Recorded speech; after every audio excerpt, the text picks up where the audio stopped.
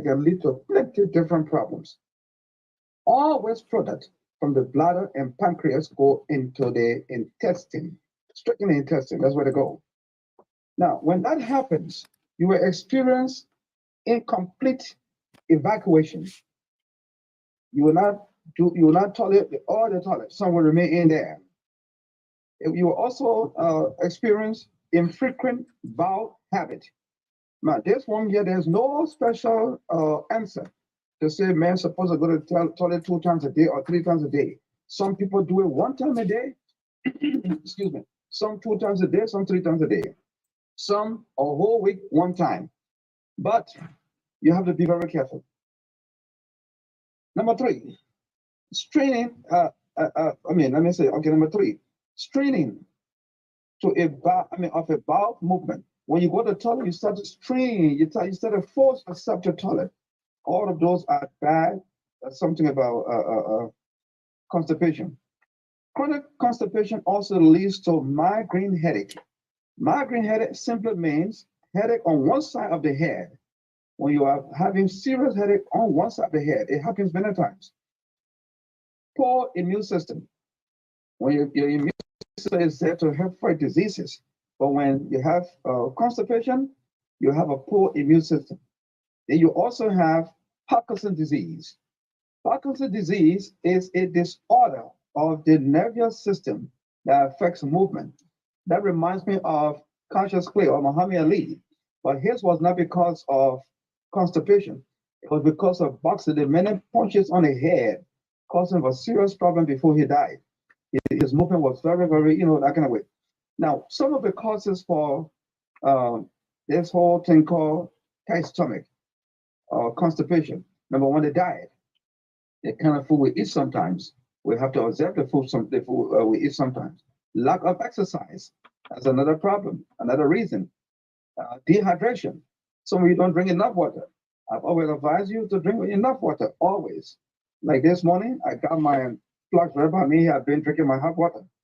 Number 4, diabetes. Diabetes can be the cause of it sometimes.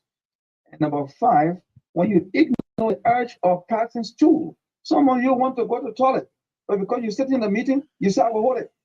It will get tight in there. Yes. So when you want to toilet, go to toilet. Don't wait until it jam before you start to run. Once you keep the toilet, you don't want to go to the toilet soon. The thing is, you want to toilet, but you say, I will hold it. It will get hard and tight in there, and you'll be forcing it out, and that's a problem. Number 6, the last but not the least, side effect from certain medication. I submitted certain high blood pressure medicines when I take, it will cause me a problem, constipation. Now the solution, drink 1.5 glasses of hot water in the morning and at night before you go to bed. I'm doing it right now. I told you the other day or yesterday that this habit of taking the 6 yellow tablets every time your stomach is tight is dangerous. It is not good for your bladder. Number 2, you must exercise at least for 30 minutes a day or 1 hour. But don't over exercise like Bruce Lee. It will cause you a problem. The next thing you do is go and toilet when you feel like going to the toilet, like I just told you. Now, remember this. You Facebookers, those of you who are representative of Mike Zuckerberg in Liberia, do not use your laptop or telephone in a dark room or place. Now, I'm not talking about telephone light.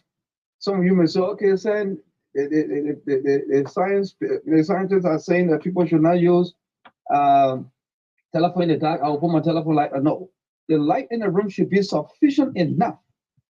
Don't use telephone light until you already got light there. Be very careful. If you continue doing that, you will develop what the doctors call, not me, what the doctors call radiation cataract, and that could make you blind. So Facebookers, that's a warning to you. Some of you in the morning to the night, yeah, I know you are horrible, man. From in the morning until the night, Facebook. Now you want no Facebook? I myself can go to Facebook too. Even up to the night time that you're supposed to be sleeping, you on telephone. Stop. Radiation cataract can make you blind. Bye-bye. Okay. Yes, thank you so much, David Coty, with our health tip. Yes, regular feature right here on the True Breakfast Show on 96.1, the heart and soul of Liberia. Let's see if we can bring you the review of the local dealers, what's making news from the print media this morning.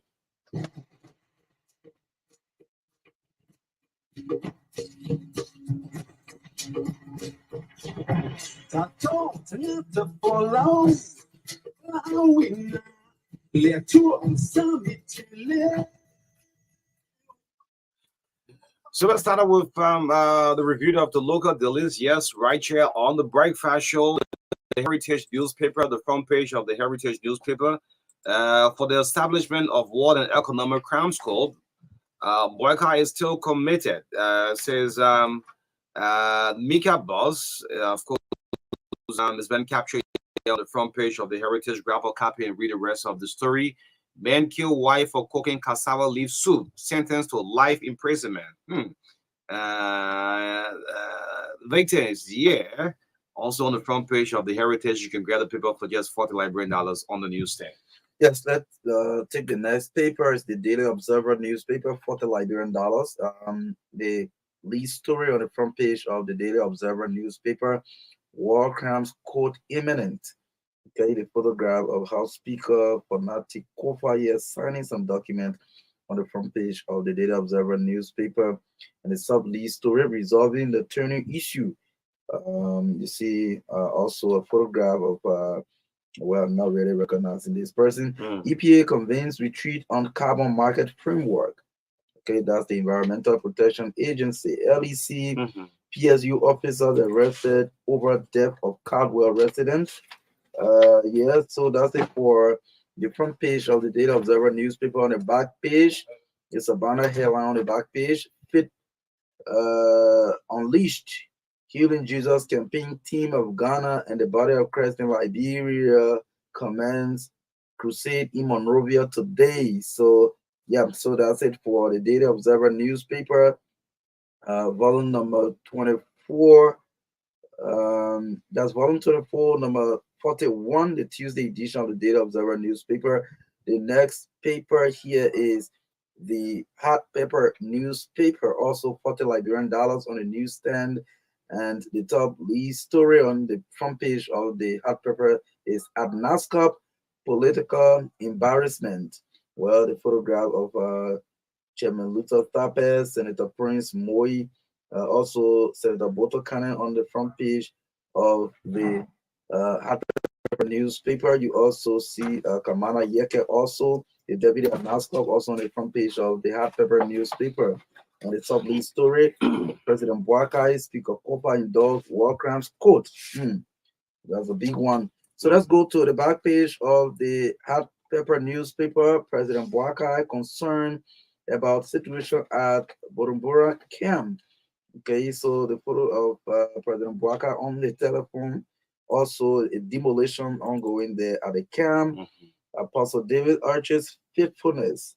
That's another story on the back page of the Hot Pepper newspaper. Finally, Glasgow questions LICPA's integrity after prolonged inquest against LFA. Wow. Okay, so yes, you can grab a copy of the paper and read details of these stories. Yes, lastly, for my end this morning, the New Republic citizen blames protesters for violating MOU from the New Republic, the front page of the New Republic. For violating MOU, complaint to the Ministry of Internal Affairs boss. Yes, it's on the front page here of the New Republic. Still on the front page, Senator Tiller, Simon Tiller blames Representative Dosia for indicting protests at Bee Mountain. Okay. We will be rebel. Wow. If we are threatened, warns Buckeye. George Weah, former president, has been captured on the front page of the New Republic. Let's go to the back page. The back page, no media institution will be shut down. Okay. I'm seeing the Mika boss who have been away for almost 6 years. Welcome back home. It may appear at lots of radio stations. Anyway, Germany PI is on the back page of the New Republic. Grab a copy and read the rest of the story this morning. Yes, that's it. Yeah, that's it. Yeah, that's it. That's it. For, I'm gonna say that's it for sports. Yeah, but anyway, we want to say good morning again. Good morning, His Excellency. Yes, hope you're waking up very well this morning. and get the Liberian people job going. Yes, and let me just remind the president before. You see, I receive a call and just slip outside. Yes, we'll bring on Senator Johnson shortly. 8:15. Okay. Yes, your good friend. Yes, my uncle. Your uncle. Yeah. By tradition. Yes, you know. Okay. My late mother was Gil, so is there some kind of hairline you read? So they give yeah, they give people my uncles. Okay. Yeah. So let me just remind His Excellency, good morning, President Joseph Boykai. Some part of last month, we've seen a protest. We've seen a protest with the AFL widows. Yes, you have promised that you get back to them. So one of the major reasons for that protest was the issue of shelter. Yes, the wife of these soldiers, they was promised shelter. Now today, you find them living in buildings. Well, there's a land that was also one of the major reasons I decided to dig what's happening. What led them protest? Was it against Prince Johnson and all of that? But it was the entire side of shuffling on the RI highway. That land was outsourced, all right, to a company called the Millennium Construction Company. This land was outsourced to a foreigner. This is one of the major reasons for that protest. Good morning, His Excellency Joseph Boyka. You know, so this widow, this wife of the soldiers, they are still waiting patiently. Although we condemn the protest, but please see reason into this matter. They talk about shelter. So Muhammad Abdullahi, he is the owner of this Millennium Construction Company. As a matter of fact, he had a deal with the National Housing Authority. Tomorrow we'll go more detail on this one. And we'll tell the president about this Abdullahi, this Muhammad Abdullahi man. Bulk of that land was outsourced to him. And there are people who also complaining to him. Anyway, so let's move on. This issue of fire yesterday was in the radio department. And we start receiving calls, Vandela Patrick's and all. Can Truth FM send a live? There's a fire outbreak. There's a fire outbreak. I mean, it's getting scary. Very, very scary. Yeah, this other home got burned, other home got burned back and forth. So what do we do as a country? What is happening? Well, again, it appears unprecedented because not in recent years we have seen this kind of fire outbreaks all over the place. Again, what can we say? We I listen to somebody who a pastoral prophecy about that thing, but that's not my point this morning. My point, prophetic? Yeah, okay, about how so and so things supposed to be done. Fire. So, but my point this morning is that I think this is a wake-up call to our government. There are certain institutions in this country that are key when it comes to public safety that we downplay too much in this country. Fire services. The fire service is one. In a real civilized society, each district supposed to have a substation for fire with truck assigned and I'm back there and staff assigned, trained, well trained. You understand? But even the county capitals we have, they don't have fire station. Even if they have that, they're empty space. So how are we intending to protect our lives and property? So I think this should draw the attention of the government. The way when I go discuss that budget, you can just go take peanut and put it and say that fire service we are an important institution. Are you seeing the importance of the fire service? The Liberian National Fire Service, are you seeing how important that institution is supposed to be? Today, people properties are getting damaged. That institution that got that fire yesterday, it comprised of school, apartment buildings, and church. You understand? And that's a major right at Vamoma there. That basic place. And today we don't see fire truck. We don't. They only one fire station. We have one in people there. No. If we have one, there is dead. If we even have one, it is dead. So I think this is time now that when you are discussing the national budget, there are institutions you have to prioritize. What is the workforce at fire service in the first place? Yeah, the manpower. How trained are they? How extensive is their work going? Just in Monrovia, we can provide fire service. Then what about? So what about Sunny Kule? What about Ganta? What about Backfield? What about Kakata? What about Habel? What about Banga? Tottenham Berg, Bopolu, So, Marka, I'm here thinking about the students. That schools have almost 500 students. Yes, and 500 thanks to God students. that we didn't Yeah. see any report of casualty. Casualty. Why wax exam is just ahead of them. I'm here thinking of them. You know. So, in fact, he mentioned carry a new fire service director general. Yeah, Yeah. you know. Yes. I mean, when you appointing people, look, let me So let me that's say the something. president is coming with the biggest You responsibility. appoint people, you know, most of these government institutions, they appoint people that just a salary structure. There's not a budget for a whole institution that just a salary. I'm telling you. But you listen to the information minister, he said at the ministry of in fact, the former information minister at the ministry, legislative reigning, not recently now when he was still minister, he mentioned that almost 72% of the budget for the ministry go on salary. So how much is left for operation? How can you do other things? So that whole fire service, you place money in a budget that only goes towards salary of the staff, and it is done. We can get trucks on our own. Should we beg for everything? We have gold, we have diamond, we have iron ore. Should we beg for everything? Even fire trucks. Our budget can buy us fire trucks. So yes, I want to place this SOS call. Shameful, but very shameful. I want to place this SOS call to the Minister of Minister of Education. This school is legally operated in Liberia, and with just a month to the wax exam, close to 500 students affected. Yes, something needs to be done. You know, students, their parents who have been calling, their kids wake up, no school, no nothing. You know, so I mean, it's kind of disturbing for our country. Every now and then we see fire. So I just said, I mean, you're a senator. Escape death. Yeah, you know. Yeah, and so the situation was very terrible. Terrible. One of the highest in government. So one of the ordinary people now, which one of the highest. So I mean, congratulations. I think you go to Eve Mansion and see who's the new president. Yeah, I'm not too familiar. Yeah, one of them came through the ring and fires and have no knowledge in the department. But meanwhile, congratulations. So this moves us to our next area of interest. We'll bring on Senator Prince Johnson shortly. Just hold on, please, for our senator. I mean, Wadsworth Barber. Wadsworth Barber. G. Wadsworth Barber Senior. Okay. Yeah. We don't know whether the president came through the ring and fires. Anyway, that's another thing. But congratulations, meanwhile. Good morning, His Excellency. Most of the arrow who pointed directly to Joseph Boyka, because during the heart of the campaign, Liberians were saying that Boyka will win. That's why anything that happened, brother, you say that Boyka. Most of the people who are nominated, the E-Mansion, bulk of them are not yet been confirmed. They don't even know which day they're going for confirmation hearing. You know, so government is still counting days. By next month, we'll be almost counting the 100 days of this administration. So most of you who have confirmed already want to tell you, say, please get the ball rolling. When the media try to reach out to you, don't shy away from us. All right? Don't shy away. There are some up to now, they don't even know the confirmation date.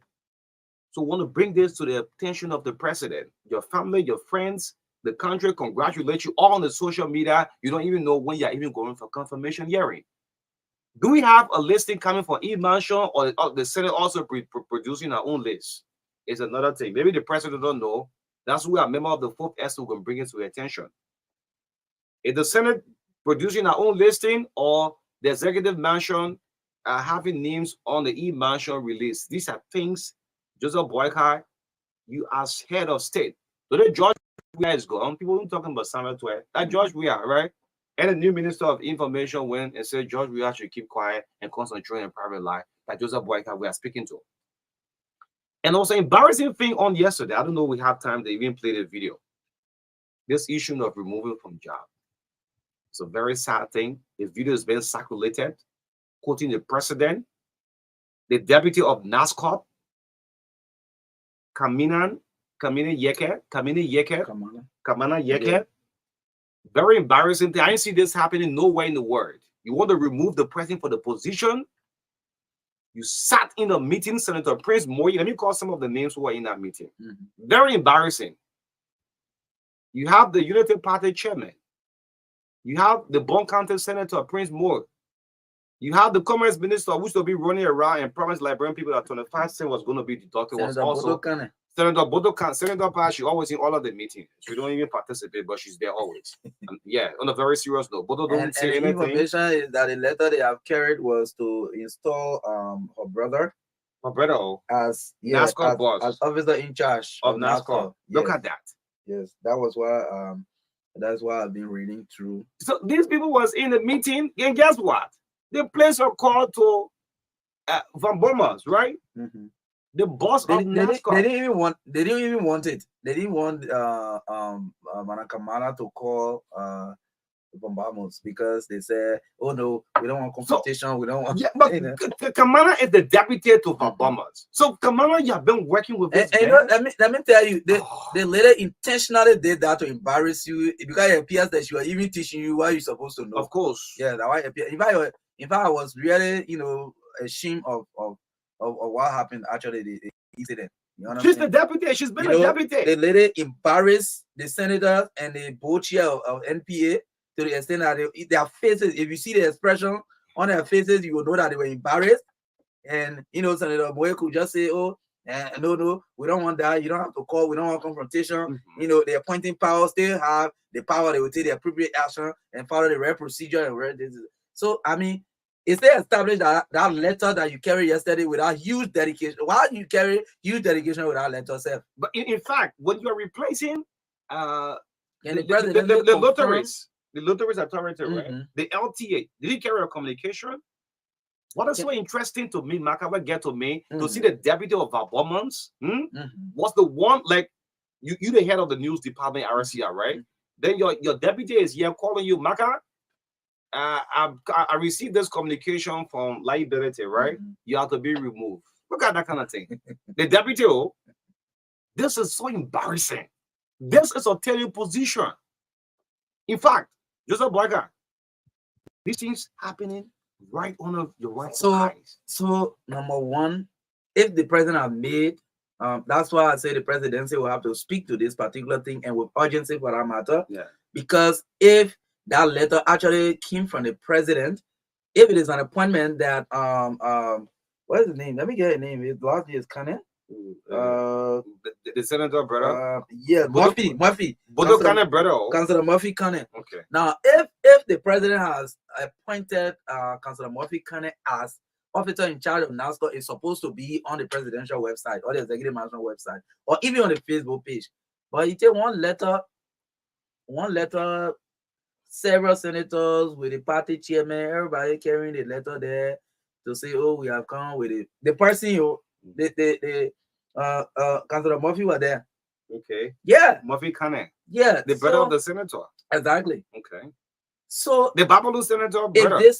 If this letter is actually from the president, then the executive management will have to confirm this so that the public will not be carrying misinformation. Because it appears to us that once that nomination or appointment was not made through the official site that we know, and we are seeing people, sometimes it's hard to say. Recently there have been a saga about how Senator Moe and other people are pressuring the president to change nomination and all the things. So if you see his face on that kind of saga, then what do you want to believe? Do you want to doubt what people are saying? You're buying to it. This is Prince Boy. And you understand? Yes. Somebody wore a pink suit, right? But what got to me, Aaron, I think later on the party chairman, Luther Tapper, realized, oh yeah, he's a very smart man. He said, why is it we put camera on us? Can you imagine? You recorded yourself for 5 minutes to prove what? The president's signature is so respected. He signed it. Look, some of you don't take us to be like pushing the government back. No, it just says CDC was the worst. You should know better governance than the CDC. That's why you see now, we have to stay in. And only the issue you raised earlier concerning the issue of confirmation, people not going for that schedule, the nomination and confirmation issue, we got to speak truth to power. It appears to me that President Boakai was not too sure that he was going to win the election. Yes, I think he was not too sure he was going to win. And when people wanted to change. Now, up to this time, O'Neill, the government is not structured. Yeah. And you made a promise of 100 days. By this time, we're supposed to see earth moving equipment moving to the major highways in the southeast. Yeah. Because you promised that, you know, the rain is coming already. Originally, rainy season is supposed to start from April. And the people of Grand Judah actually, you understand? So we're supposed to see the entire public works ministry structure, everybody confirm, and they are active doing their work, moving earth moving equipment to the southeast to the major highway where the cars can get stuck in a mud. But we are staying here appointing assistant minister there when rain dressing small. There No. And furthermore, all of the nominees back, bulk of them have not even don't even know that they are going for confirmation. Yeah, because it appears to me the lack of preparedness. Even the Senate itself, the confirmation process, you're doing it some kind of way. I don't know. You people having extra discussion before calling people for confirmation. What's happening? And let me just say this. Time going, you say they say the scene says yes, this man. You're gonna say they are going so. Yeah, 2 more going on already. Else are coming true. Yeah. But let me just say, look, the ruling party, you should take this in a very good faith. Some of the errors we see in LA, don't see the media. Let just speak the truth. But I'm the truth. I mean, yeah, no, because what I'm seeing now, we're not going to babysit this government. No, they must do the right thing. Yeah, we're not going to babysit the government. Yeah, we're not babysitting the government. The thing is, let them accept the criticism in a very good faith. Because that's why we are member of the Fourth Estate. That was a very serious error to see Senator Morris after being largely accused of putting people into position to see you appear in front of camera, Prince Moyi. Like this, Roger Doma. Roger Doma failed just in the air. And people have been accusing Prince Moyi. Well, Doma had an issue with Jeremiah Kuhn back then, 10,000. So Doma will never see that position back. And so then you come and say before a camera. What I learned that even Amu Munai apologized. Okay. Yeah, the Minister of Commerce, that he regret that he said he sat in that kind of meeting. Amu Munai, you should be running after. Somebody they must be wearing pink suit. Yeah, they been wearing pink suit. Like the position, you're going to take the position right now. Yeah, that's the officer in charge. Yes, ORC. Kamina Yeke, the wife to the former Liz brother, Pepsi Yeke. Yes. Kamina, what you did, it's a serious undermining. You was deputy to this man.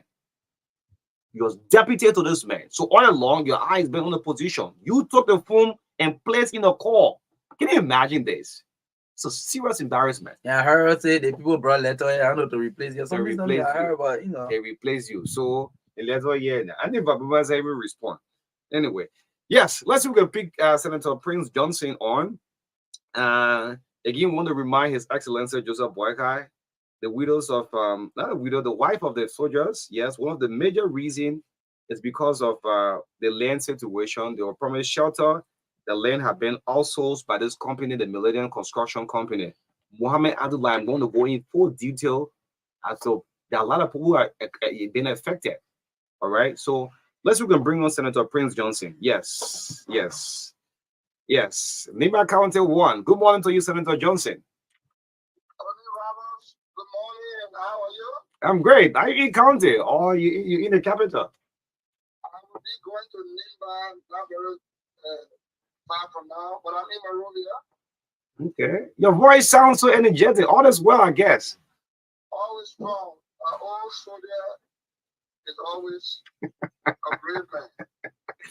Our old soldier is always a brave man. Okay, great. So Senator Johnson will place this call to you, Nima County. Yes, a by-election. We anticipate. Who are you throwing your bid behind? Well, I gotta be the right. The rescue team includes the NDR, the UP, and our allies. So we support Yatwaye. We heartily support Yatwaye. And I've already had a press conference, and our coordinators are in the county, in every district, informing our people that the Antoine should go on work hard. Any specific reason? I mean, why Antoine? Well, we think he's competent, and we think culturally, traditionally, he's up to task, and he's like a Paul, he's like a Massey, he's like many other newly elected representatives who are respectful and honorable. Is that a payback for his support during the run-up? We're not really payback, but we just believe that having come closer to me and reaching out to our people in every district, the contribution he's making in the county, we should support him for that. That is great. Young people who are builders, not destroyers. So, Senator Johnson, let me ask this question. In the county, there has been this issue of power balance with the two major tribes. Are you now taking this move? Because I think one has been dominating, especially the Senate. Are you now taking this move to have that balance?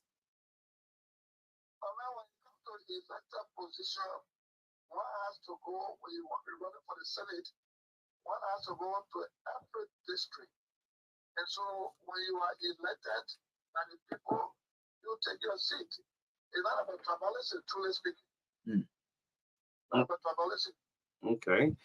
All right. So the nomination, how is it going? Everything okay from your county now? Your part of the poor, maybe are getting fair share of the cake. Well, technically speaking, MDR has one ministerial post, cabinet post. That is labor ministry. But when you come to the county, well, you have WMP, you have we have a few others. So we don't complain right now, though we're not happy, but we don't complain right now. Okay, you're not happy, but you can't complain. But we can't complain. The country first. It appears that you're more relaxed with the United Party government as compared to the CDC, what you had an alliance with. Former President George is my in-law. I'm married to his cousin. You didn't support your in-law when he was going for his second term. Political problems that broke the union, but public tree can break. We are here. Okay. Well, Senator Johnson, I don't know if you answer this question. Latest developments, all in the headlines of the paper, the back page, the front pages, everywhere. War crimes code imminent. People are having engagement. A war crime ambassador for the U.S. coming to Sierra Leone and Liberia. How are you responding to these stories coming up?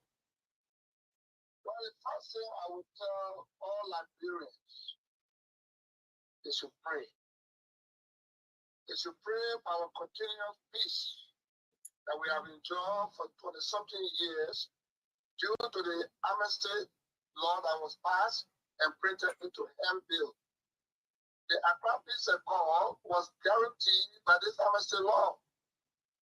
But if the time has come for President Joseph Boyka and his team to remove or tamper with the amnesty law, then he's tampering with the people's future.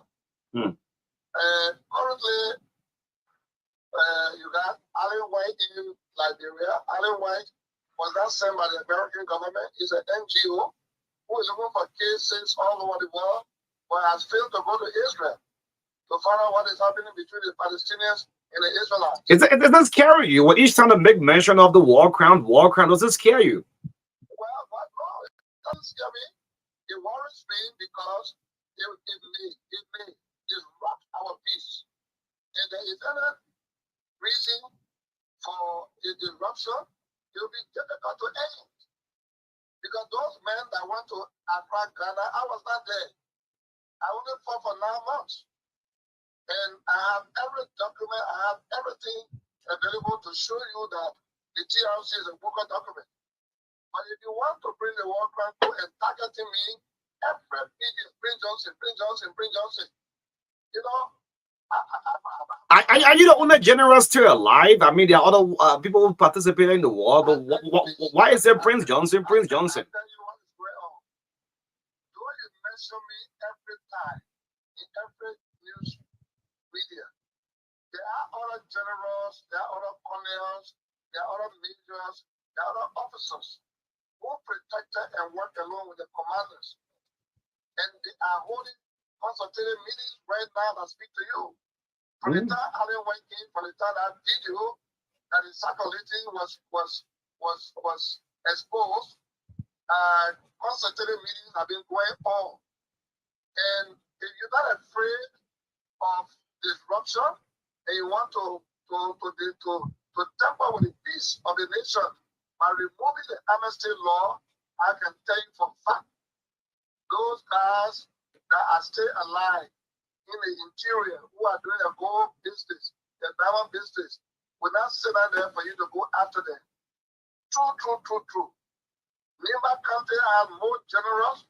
Lima County has more officers, more combatants, because it was their county that was declared enemy of the state by the past, by the previous regime.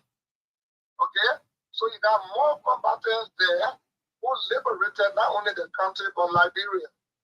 So if you want to go after their leader who is getting old for giving you a victory in the just ended election, and you feel proud to do that because they have raised $300 million, some of which they are giving to people on the ground to sign resolution. Why do you sign resolution? Okay. When there's an amnesty law passed by the legislature. So this will be my last question to you, Senator Johnson. Is this going to sour your relationship? President Joseph Boyka said, yes, we need a war. I support Boyka regime. Okay. 100% I support. He gave us more position in government or not. You sign your work report or not, I support, but we will equally reciprocate either legally or whatever way that will make us to live at peace with ourselves. Okay. Because we cannot promote you and give you the leadership of the nation at the age of 79, and you're bringing people having secret meetings with them and all of that to try to impose something on Liberia.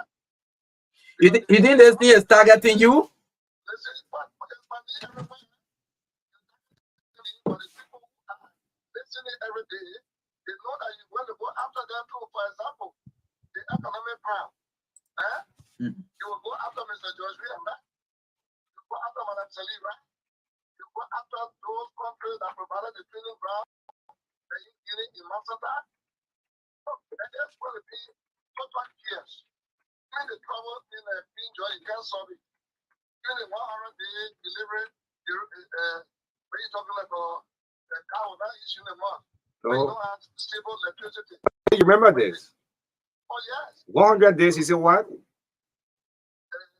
Cow not issuing a month. This is your government you support. Well, I support, but what they're doing is not consulting some of us. Mr. Boyka has refused to even pick up my phone because of his connection with the Allenway group, because he feels I'm a war criminal. I don't know why he feel that way. So we are watching. You have a vice president so close to him from the MDR. Perhaps you can set up a meeting through Jeremiah Cohn and see the president if he's not picking up your phone call. Well, I didn't want to involve Jeremiah Cohn because I know a lot what is ongoing. But with the situation right now, he needs to go to Boyka to find out what he wants to do. Because our understanding of what is happening is that they want to do something clandestine against us. And we're not going to accept that. We're not going to accept that. My people in Lima County were slaughtered in both law, we fought in defense, and we gave you vote. And you want to go after us? The former combatants or all of our supporters in Lima, wherever they are listening to you, and you think they will grab me here and take me and give me 4 charges? You read what I never do before?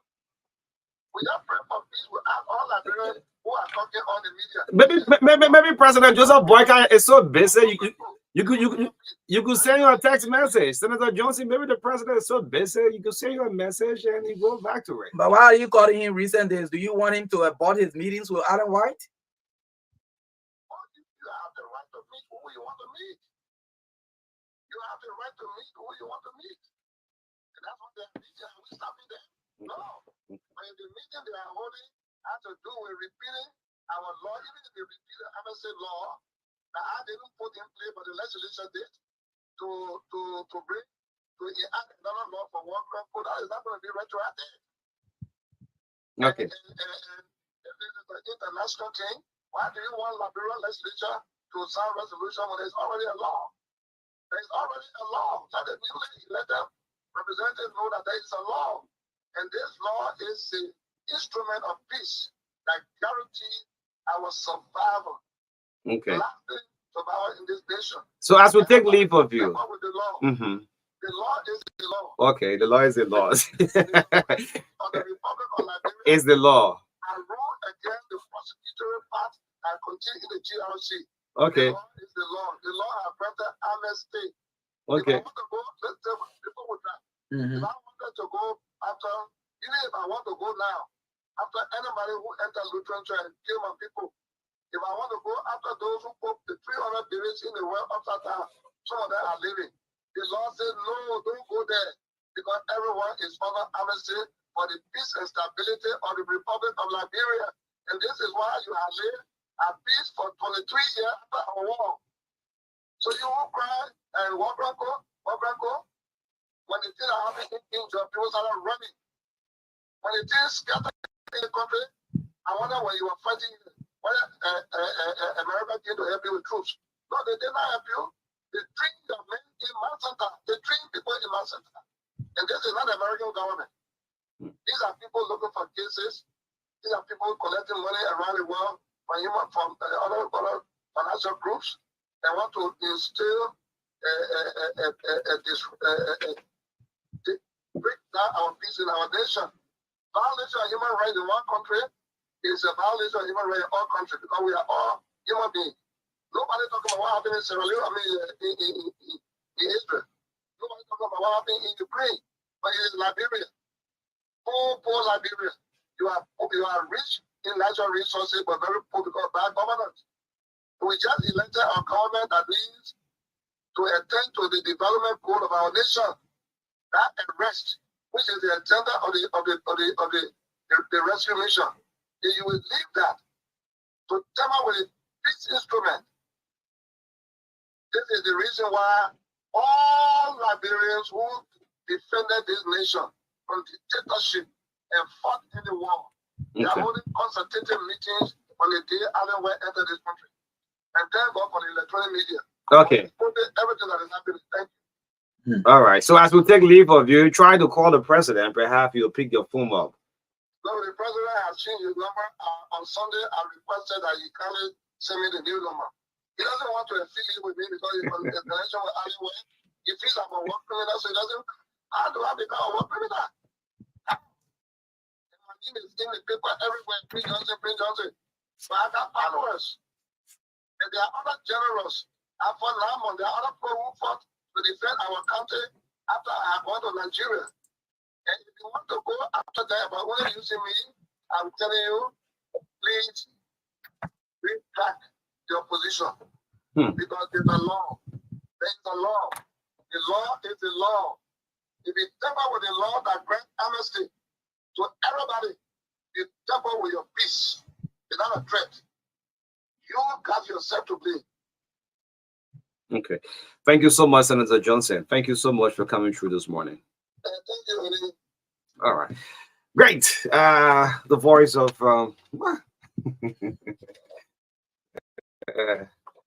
that's it. President picking a call. President must stay on.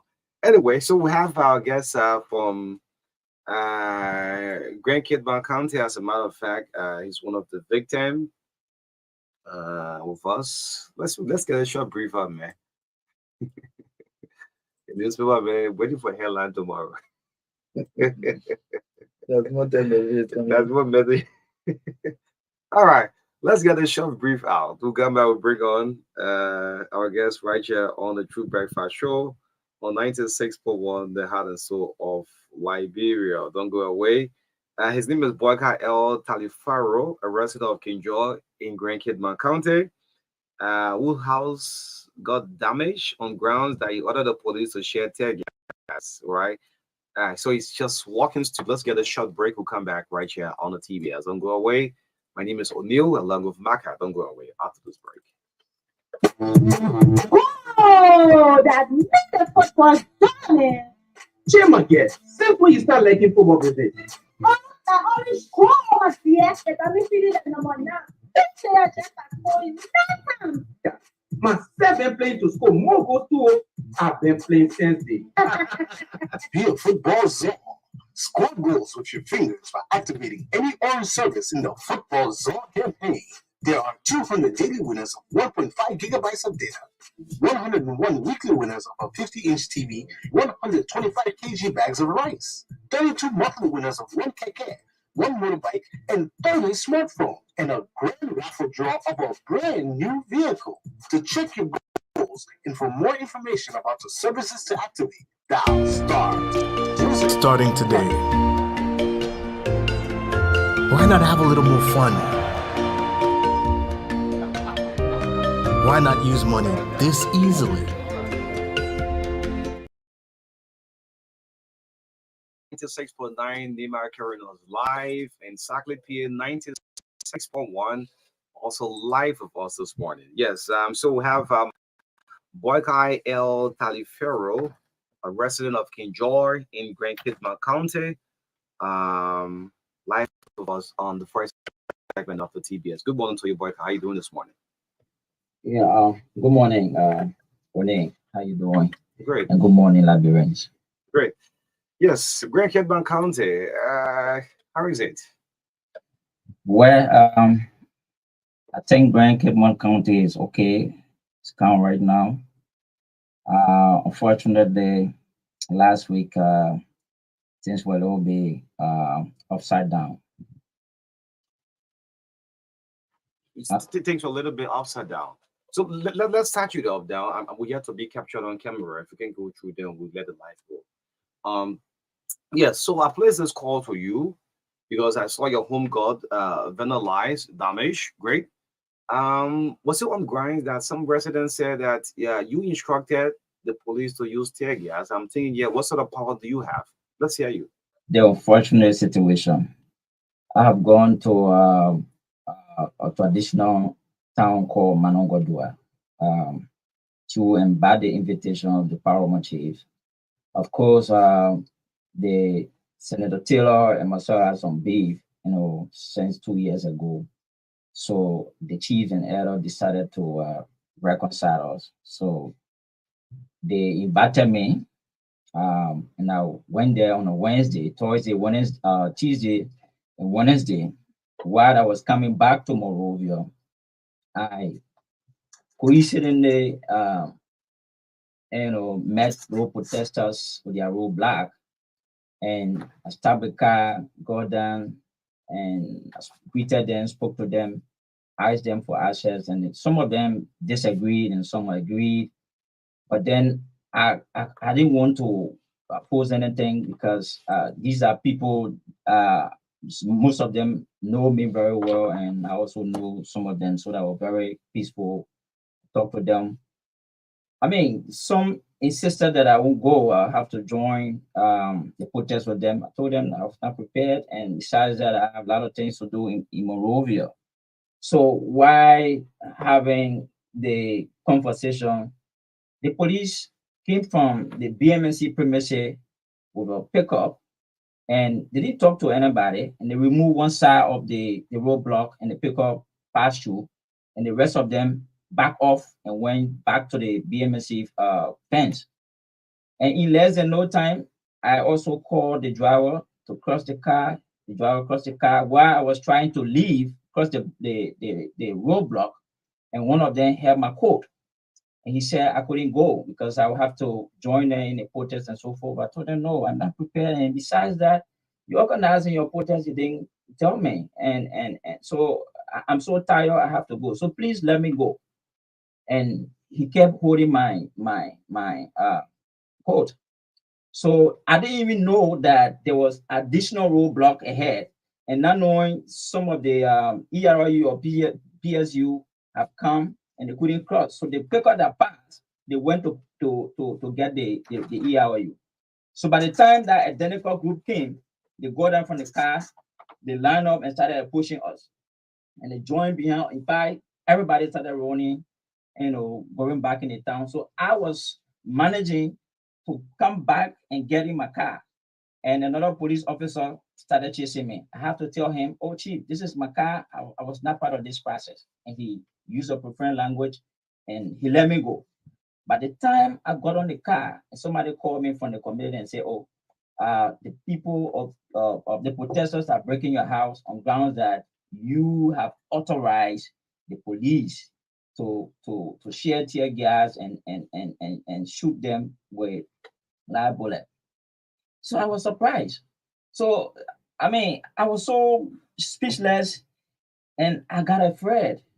You understand? Because these are people I have worked with, I have taken diplomatic people, different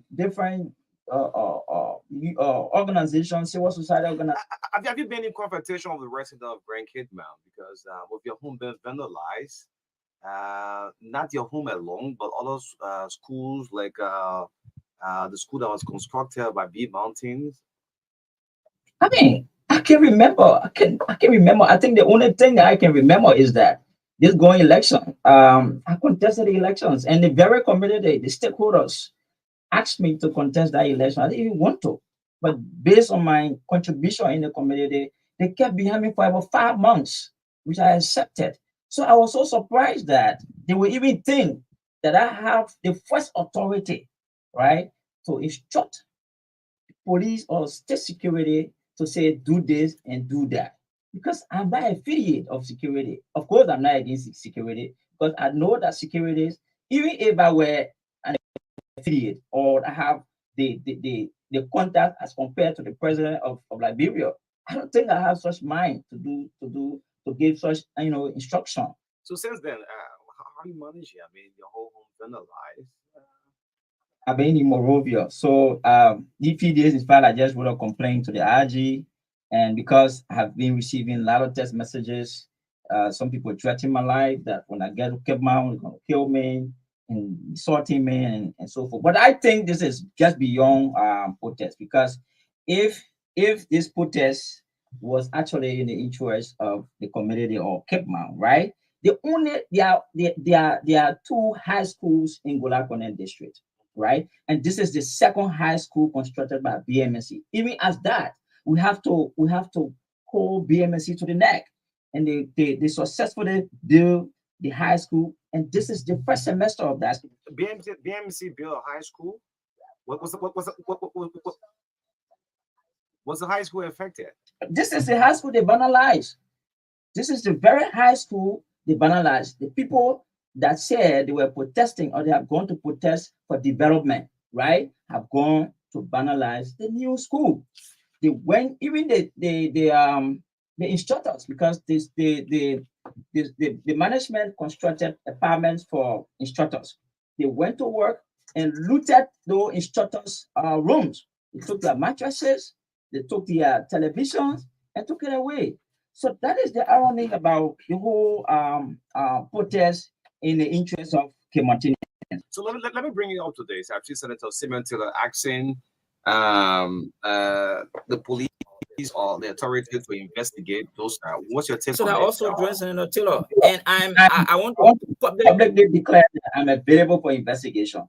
Since in fact, Tari Pharaoh has gone to instruct the police to kill innocent people, to share tear gas on peaceful protesting, I'm available for investigation. So I also joined Senator Taylor to investigate specifically the representative who is under constitutional mandate to protect and advocate for the people peacefully, not to the point that he has to go and incite, right? Because our society is so illiterate, right? And you go to work and tell people, go and protest without any guardians. You see what happens? You see the chaos? People die, people property got vandalized, right?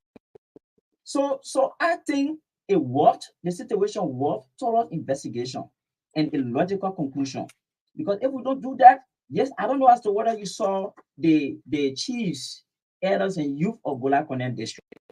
Because we have seen this and without any sentiment, right?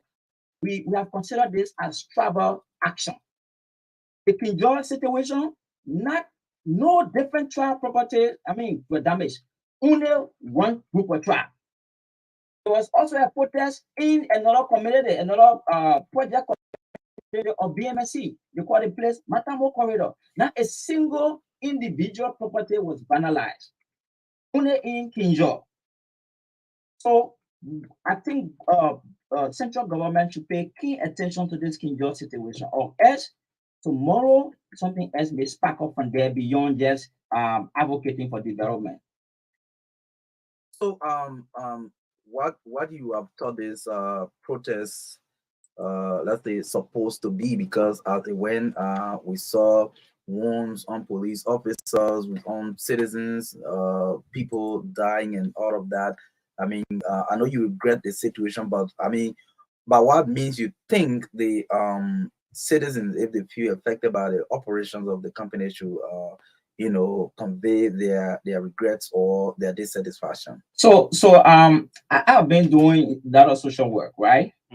From my experience, the first and foremost thing, if you feel dissatisfied, the company has its own kind of grievance mechanism process. So write you have to write a communication to management, and they will send it to the grievance mechanism team. Now, they begin the discussion from there. So whenever you are dissatisfied with the outcome of that system, of course you have your representative who has just gotten elected with so much zest and exuberance. Write him, and if he was very knowledgeable, so even the Constitution, Article 17, protest is not bad. The Constitution says whenever you are dissatisfied, at all time you can order it and peacefully, assemble, and you have the right to give the petition to your lawmaker, and your lawmaker can petition the central government. Now the central government, because this whole issue of BMNC, it go beyond just the BMNC people themselves. The government has a very key role to play, right? Because all of the policy, BMS didn't make their own policy, they didn't sign their own agreement, they brought agreement. Now, the lawmaker, it is your responsibility to provide oversight. And how do you provide the oversight? You had National Bureau of Construction, which was established to enforce compliance. So as a lawmaker, if you are not the compliance is not working, right? Summon the director of the National Bureau of Construction and ask them the necessary question. Asking the necessary question. So I'm following up. The lawmaker Mohammed Dosa is alleged that he led a protester, and there are videos to that. What is it? I mean, as part of responsibility, lawmakers should have an oversight. Part of oversight to go to work and cite citizens, because there are consequences, right? There are consequences. You see what happened? He should not do that. So he should have summoned, right, the National Bureau of Construction. If it fails, he also summoned the mind. He summoned, because there are labor issues, even though the worker union disassociated themselves from this identical protest. So what he should have done, he should have written the labor minister and say, these are things. People are going to work, and that's true. People are going to work for 2 years with high employment, 1 year with high employment. What is happening? Or many Turkish are coming. That is not protest issue. That's a policy issue, right? The BMSC people or the Turkish people, before they come to Liberia, they receive a work permit. They receive a resident permit. Who issued these work permit or resident permit? It's the government. So as a lawmaker, invite the labor minister and ask him why these influx of Turkish in the country and doing all kind of work that they are not to do. These are your functions. Well, it's not to go and rich and citizens and you passing around bragging about it. I think the government got to take this action very seriously, because if you don't do it, where another representative may wake up tomorrow and incite another group of people, and you say you don't have money, you want investors to come in the country, you need a private sector investment to employ the citizen, and etc. and etc. So if I am one of the investors sitting down somewhere listening or seeing or following Facebook, and these damages are occurring in construction areas, how do I come and invest my money? And a regret from the citizens. I mean, from the action that go on the social media. I mean, 3 persons lost their life. That's how Liberia looks, and sometimes it's laughable. In Liberia, we celebrate the corrupt people, we celebrate the thief, we celebrate every bad thing about people, especially when they come from our background, they come from our tribal group, they come from our religious group, they come from our organization. Nobody, once the person come from any of those sectors, they never wrong. And people are celebrating that. People are feeling that this representative has so much to do. And he has done excellently well. They don't know that he has even violated the very constitution. This lawmaker also talk about, because their protest is not just about development, like I said. Article 18, which talk about all Liberians, right, shall have the equal right or equal opportunity for employment, regardless of your sex, your ethnic group, your religious affiliation, your political party. Now, this lawmaker was in one of his videos, he was supporting the dismissal of the country manager, right? The country. You mean the current lawmaker? Yes. I mean, you should have a. So, as part of having your oversight, I mean, this new government, Joseph Boyka administration, this going to put fear for investors to come in when they see this kind of terrible thing on the social media. It's possible. It's possible because no investor want to come and invest their money somewhere, and every day there's noise. So the government, the country itself, need to set up a standard. The standard should affect everyone positively. The investors, the would-be investors to come, and the citizens. Because if the citizens are not also satisfied, there come problem. So the problem of this country is endogenous, right? Is within. We ourselves are creating it. The citizens are, doing their own, and the government itself also contributing to it highly. So let's focus on policy reform in this country, especially the one that look at us. Look at Botswana. Botswana doesn't have the kind of mineral we have, right? Or natural resources we have. They have diamond. But look at Botswana today. They are blacks, right? So Boyka, I've been one person, Marka and I, on this network. We have been crying even on Western cluster.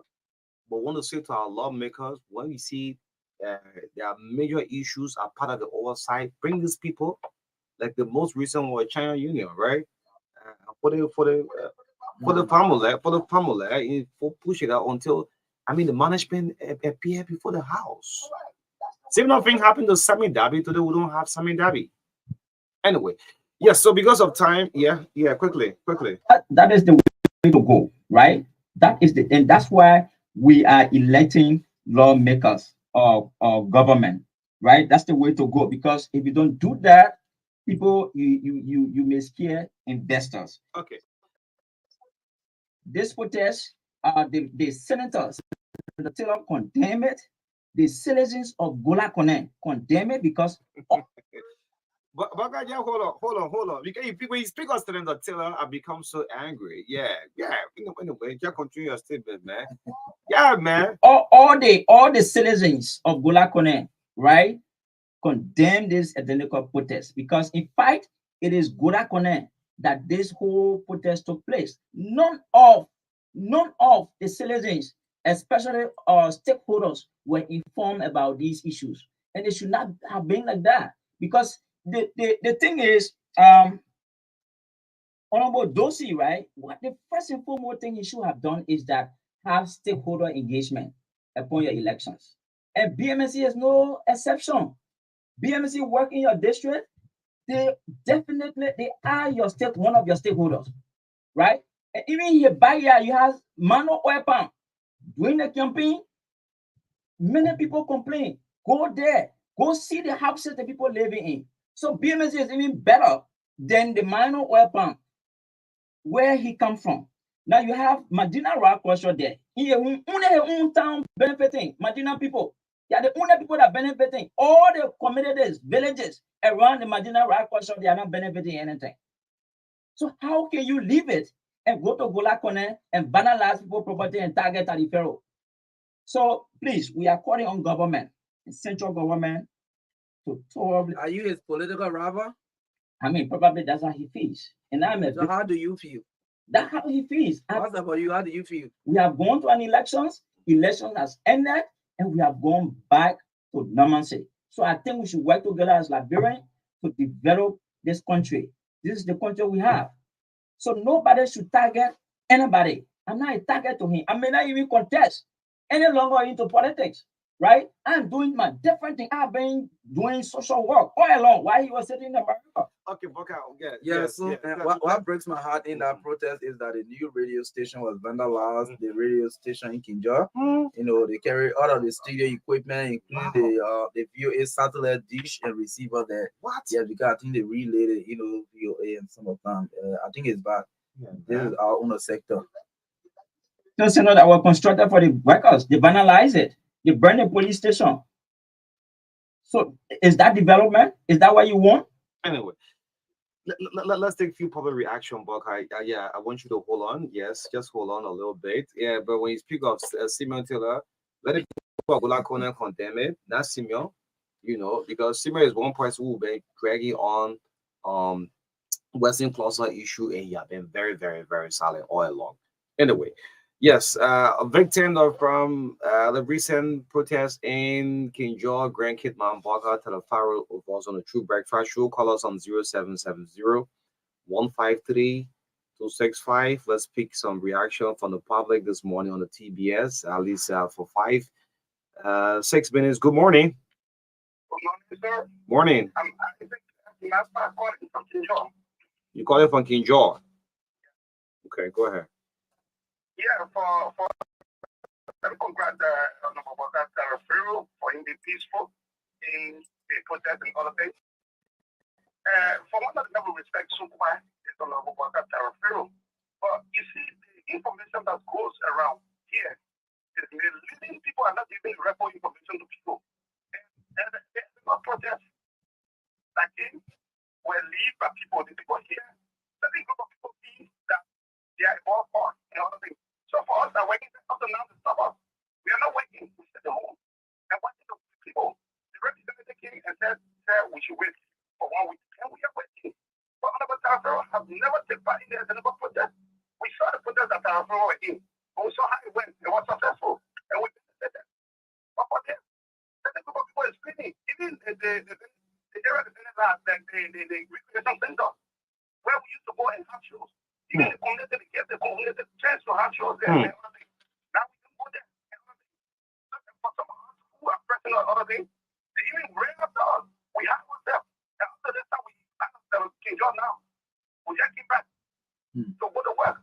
If you ask people are behaving in the protest, So as part of the lawmakers' oversight, because it's alleged that one of the lawmakers led a protest. I mean, with all these major things vandalized, the radio stations, the police station, the school, and also, I mean, how's the atmosphere like in the county?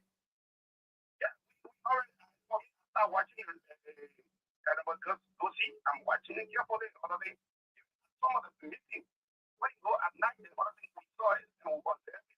Another thing, even the petitions that were written by Henry Benton, the former union chairman, at the union campus, who got information.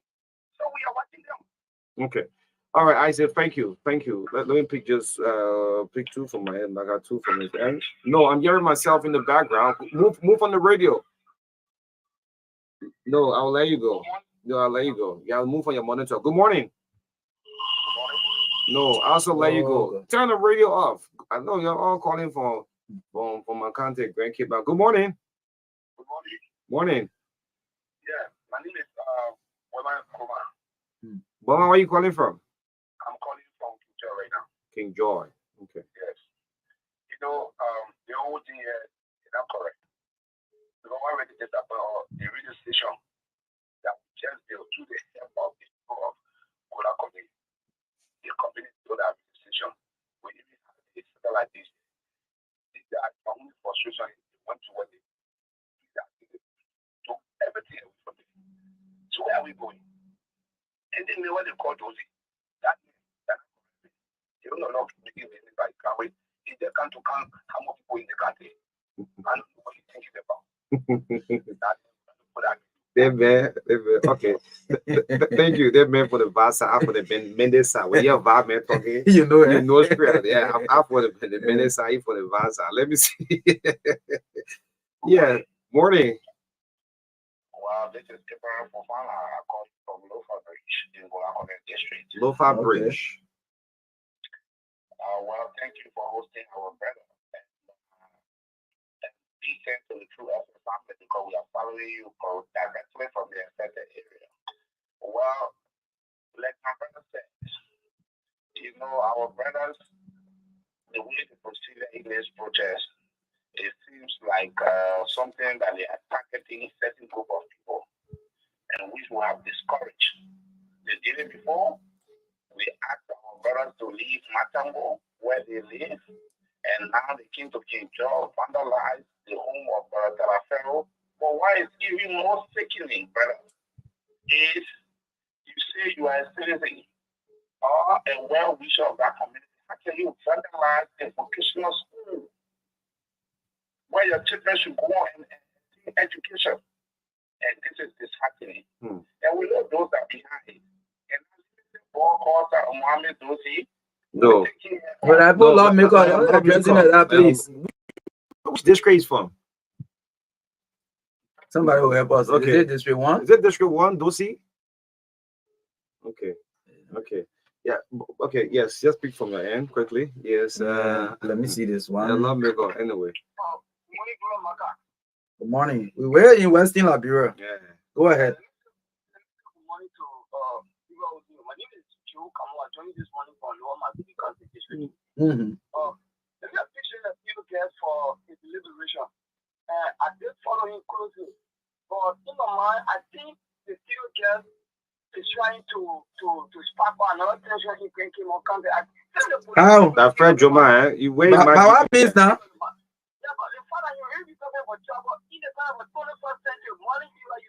So the man is telling you what is happening in the county, and you. I'm not trying to. Good morning. I got it from police station. Good morning, Marka. Let me say good morning to O'Neill and his studio guests. I'm Daniel Joseph of Firestone. Go ahead quickly. Marka, for some of all, we get state in Grenkin because they were where it came from. But to hear this morning that even if some of us continue to watch, people vandalizing, especially institutional radio station and infrastructure that were built for development. For you, for your country to use. This certification, we should know how to address it to the proper or leader or the proper medium. I think the people behave wrong to vandalize infrastructure. And we, in the 21st century, to behave better, it is heartbroken. Okay. Which one is school your children were attending? No school. Thank you, brother. Thank you. Let's see if we can pay. I see you keep calling police station. Who's this? Good morning. They're looking at police station. Good morning. Yeah, the number appear in my database as Looking Town Police Station. You want me to ask you?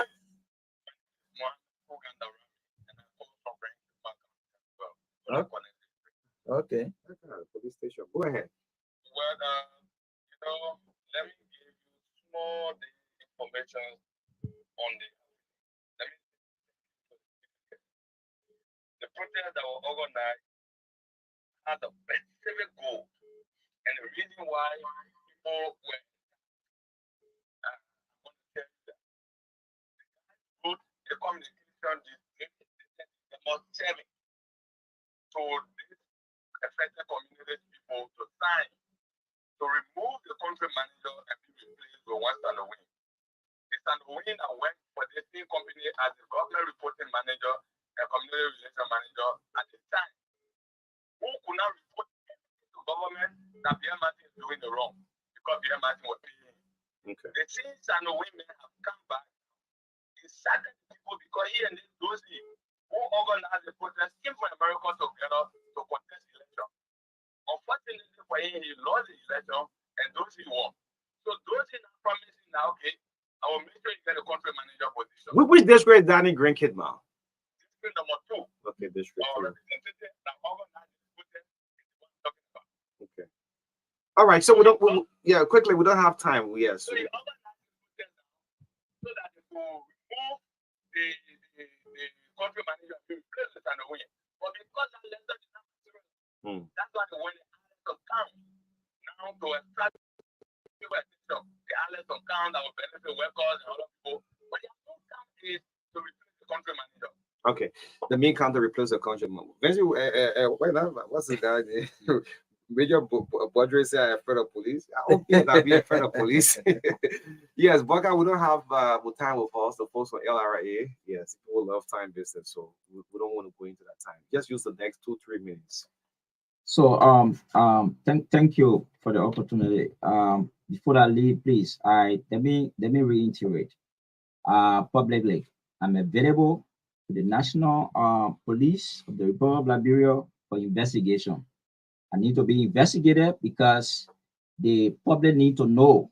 It has gone everywhere on all of the various radios that I have instructed the police, the ERU and PSU to share tear gas and to kill peaceful citizens. I'm available for investigation. And I also want to urge the government to make sure that they take the King George situation very serious, so that we can reach a logical conclusion and to avoid a reoccurrence of what happened there. So thank you, and thank you for the opportunity. Yes, thank you so much. And I guess it's time for the radio station now. Yes. Yeah. What's that? On the MC Kazulu. Kazulu, you are the head of road phone though. No, you know about that road phone boss here. It's different portfolio. Yeah, the other call will not go through. You be the director of road phones. Yes. You gotta go for confirmation. Let's get sports coming up right here on the TBS. Well, the next time we'll hear Hansi voice be on as road phone boss. Yeah. Former senatorial candidate. Let's bring us sports right here on the TBS of time. They talk, we listen. Difficulty is cited, yet that call is coming all the way from Grand Kitman County. Yes, that's why. Naomi Tapia is here to fill us in the word of sports this morning. Good morning to you, Naomi. Good morning, O'Neill. Good morning, everyone. The first instant goal. Bureau Football Association has fined 7 clubs 250 United States dollars each for failure to get an office space for themselves. The RFA first instant goal, in keeping with the book of sanctions, fined CC United, Kalong FC, Pinsville FC, Heaven 11, Ghanasville FC, Nima FC, and Ambassadors FC. The decision followed spot checks conducted by RFA Club Licensing Department among clubs in the first, second, and women's upper divisions, in keeping with the club licensing regulations. The FIB also gave Global Farmer Invincible 11 by DBFC, Real Munja, Determined Girls, Senior Female Professionals, and Stages Queens 2 weeks to erect or have samples leading to and at their offices. The Confederation of African Football (CAF) have selected 4 FIFA batch referees to officiate a 2025 Africa Cup of Nations qualifier between Mauritius and Chad. The Liberian referees selected I. Hassan Kone, Dredo, Assistant Referee 1, Ephraim Grant, Assistant Referee 2, and Emmanuel Mensah, 4th official. The match will be played in Africa on 26 March at 1900 Greenwich Mean Town because Mauritius does not have a stadium approved by CAF and FIFA for international matches. FC Caron Liberia CEO Kaseko was a happy man on Sunday when he watched his club FC Caron Liberia pinned Leska FC 1-0 to keep their hope alive in the top tier of the Liberian football. Shrako Magyara rose to the occasion in the 38th minute after Emmanuel Bonapelli was fouled in the danger area, netting the vital goal from the penalty spot. FC Caron Liberia is now 4 points within the safety zone, with 6 games left to end the 2023-4 league season. The club's next fixture is against another title contender, Pinsville FC, at the Samuel Kaindo Sports Complex practice pitch on March 10, 2024. Former Liberia Football Association Secretary General J. Saki Kennedy is dead. According to the RFA, Saki died after a period of illness in Monrovia on 4 March. He served as Secretary General from 1993 to 1997 during the regimes of Presidents Willard Rossio, who predeceased him, and Senator Edwin Snow. Saki also served as a FIFA batch referee from 1992 to 2000. Professor Sekou Kane, who is RFA Vice President for Administration, praised the late Secretary General for serving his country with diligence. La Liga is analyzing a video reportedly showing Vinicius Jr. being racially abused during Real Madrid's game at Valencia. BBC Sport understands. The video posted on social media allegedly shows a child fan directing abuse towards the player, reports The Atlantic. Vinicius scored twice in Saturday's 2-2 draw and celebrated by raising his fist in the air. The 23-year-old has faced racist abuse several times during his time in Spain. In May 2023, Vinicius said La Liga belongs to racists after he was abused by Valencia fans at the Mestalla. 3 people were later arrested in connection with the abuse, and Valencia were fined and ordered to partially close the stadium for 5 matches, later reduced to 3 on appeal. And finally, a man was arrested during a Manchester derby after reports of a gesture mocking the Munich air disaster. The arrest was made after fans of both Manchester City and United reported the incident at Etihad Stadium. During the Manchester derby on Sunday, officers arrested a man on suspicion of tragedy, chanting Greater Manchester, police said. Following reports made in the crowd, the man was promptly arrested. Greater Manchester police added 23 people, including 8 United players, died in the air disaster in 1958, which happened as the plane was trying to take off in snowy conditions in Munich. That's all from our sports desk.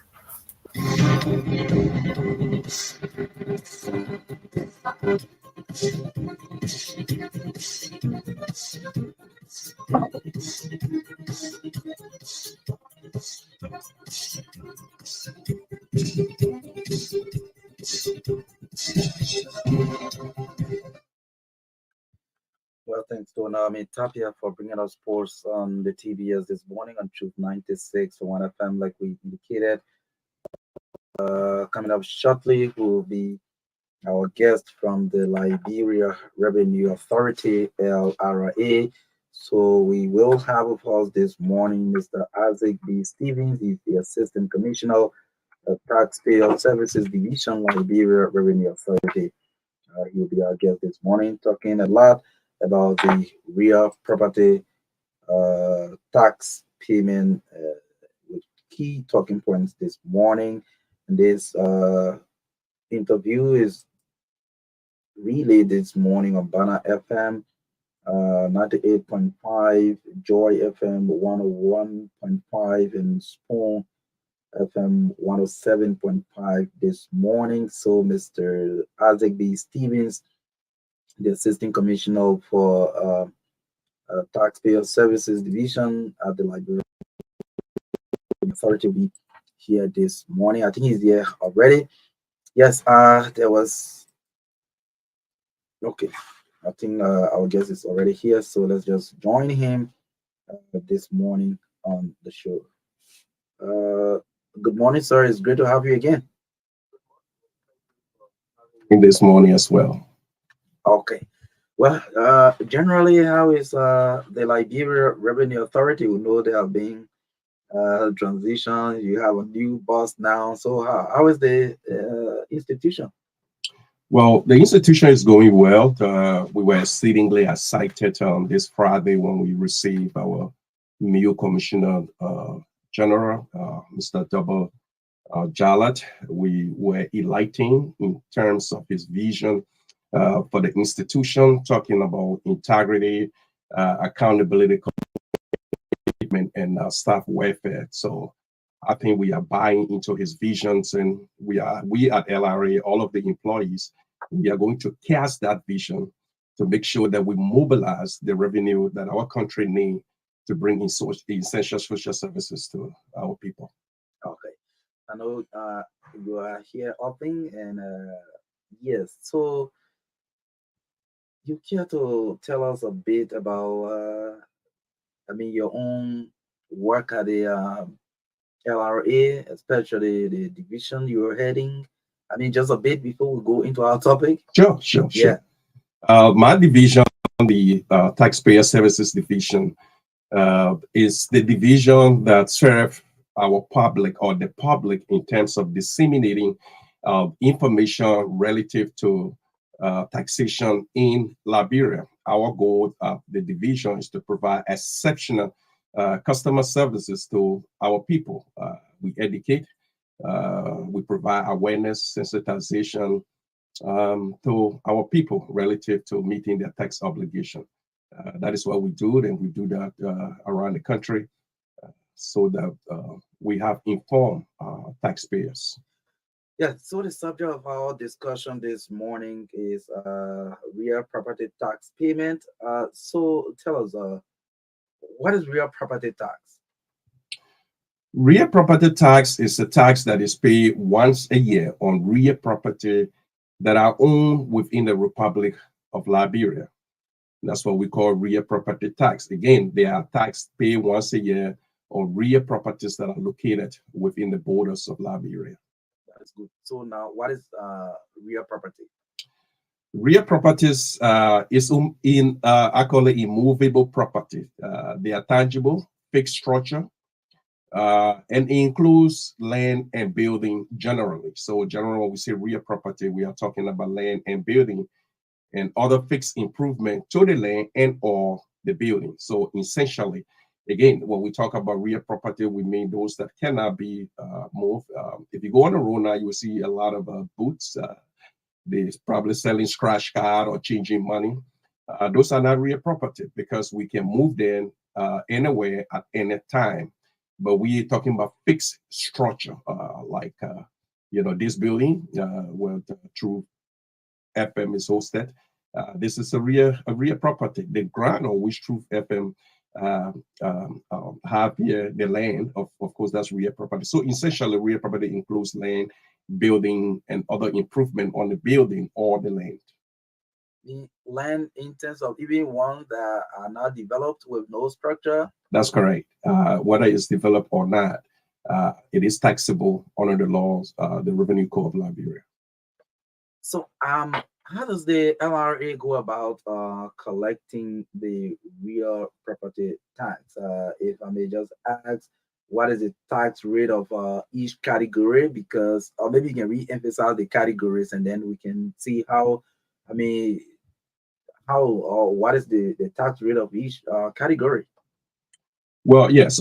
Each so we said land and or buildings. So that's the general description when we talk about real property. But we can even go further to say when we say land, we are referring to land that are located in rural area and land that are located in urban area.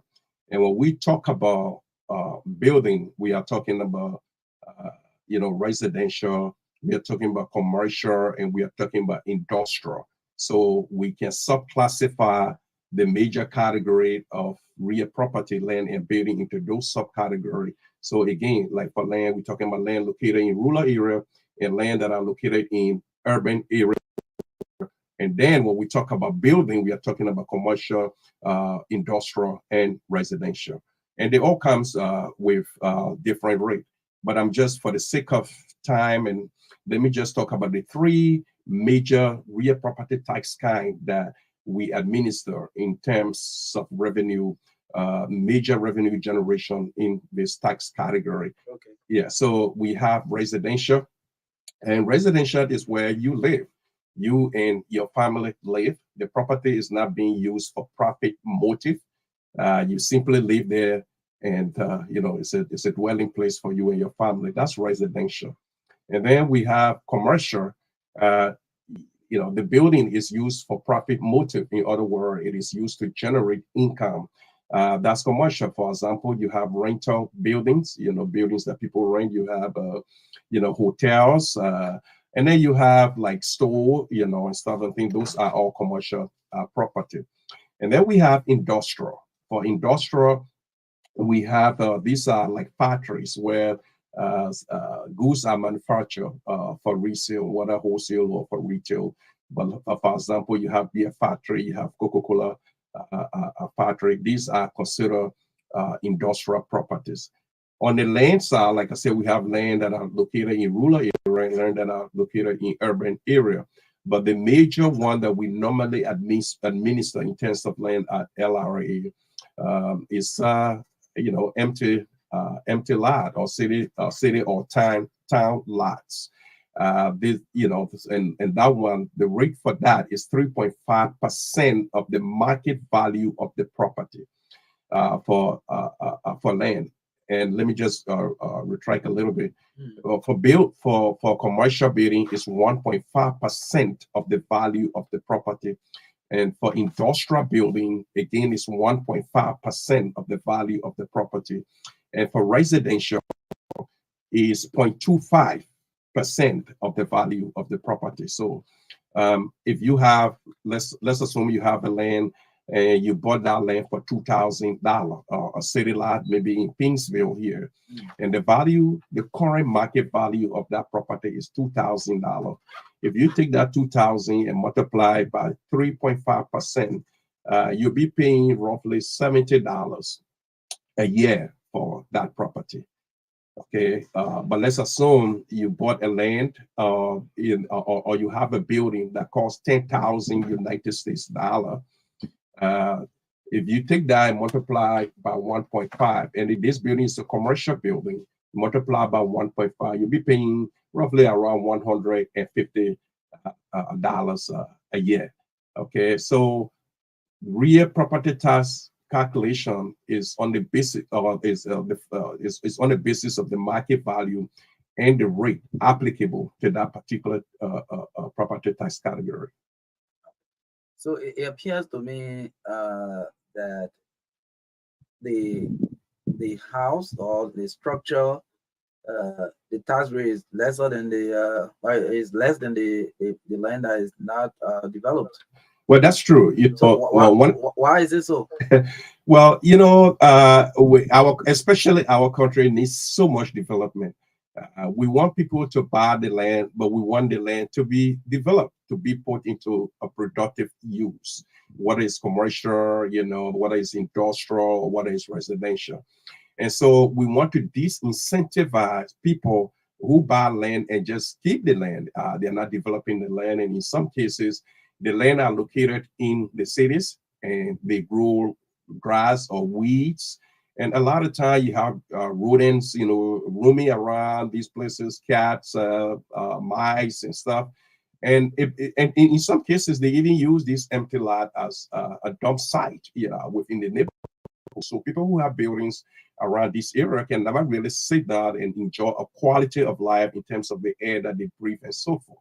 So government want people to buy land, but government mainly want you to also develop the land. So if you develop the land, you receive some, good things in terms of lower tax payment for the properties once it's developed. If you cannot develop the land, we will tax you more because we want you to develop the land.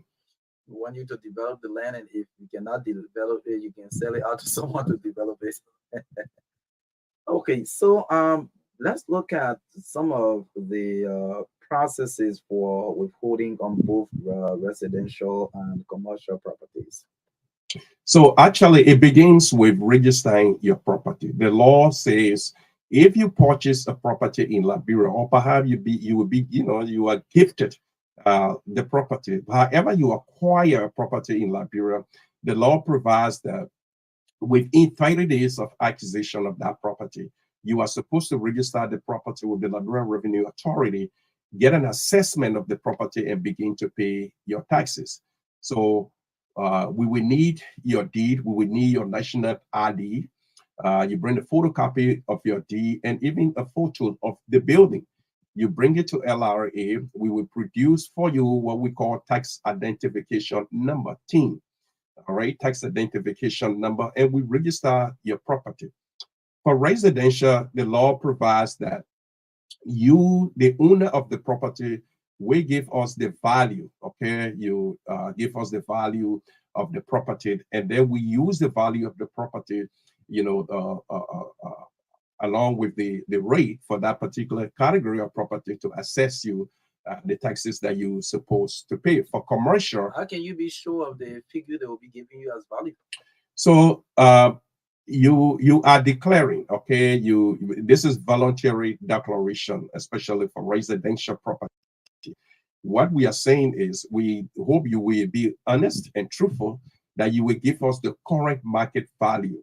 And current market value simply means what a reasonable seller will be willing to sell their property to a reasonable buyer in the open marketplace. That can be assumed to be the market value. Or in some cases, people who own property, they have they have kept good record of the cost, how much it really costs them to build that property. That's a reasonable estimate of the value of your property. Okay. So for residential, we say you declare the value, but again, we have to let you know just the fact that we will accept that value when presented to us at the time of the registration of your property.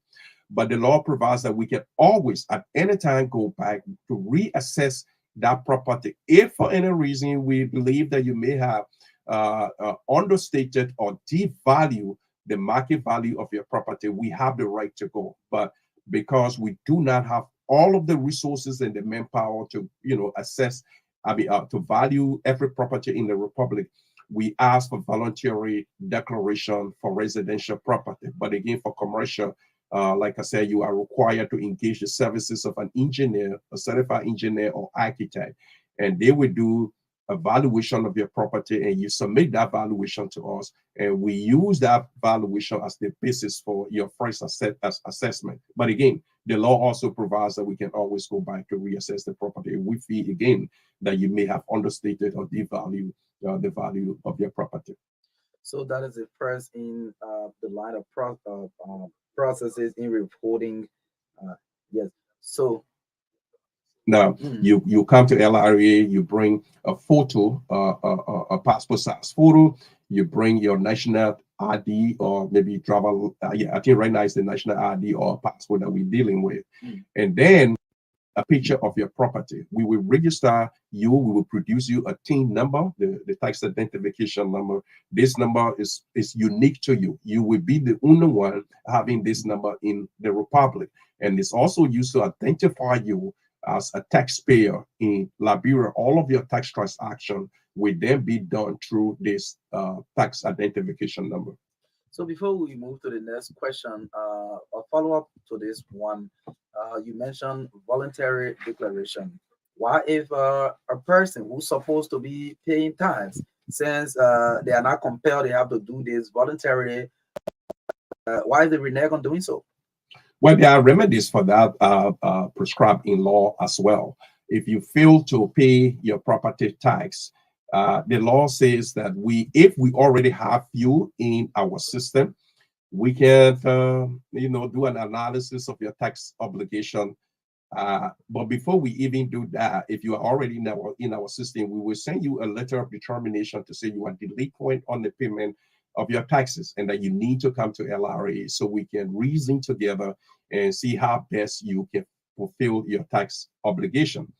If you do not do that, then the law provides that the next step that we can do is to do what we call send you a closure, 24 hours closure notice. And the notice simply saying within that time limit, you need to come again and register your property and pay your taxes, or if you're already in our system, begin to pay your taxes. If you do not come, the law provides that we can send all of our documentations regarding your property assessment and your tax obligation through our legal department to the Ministry of Justice for adjudication.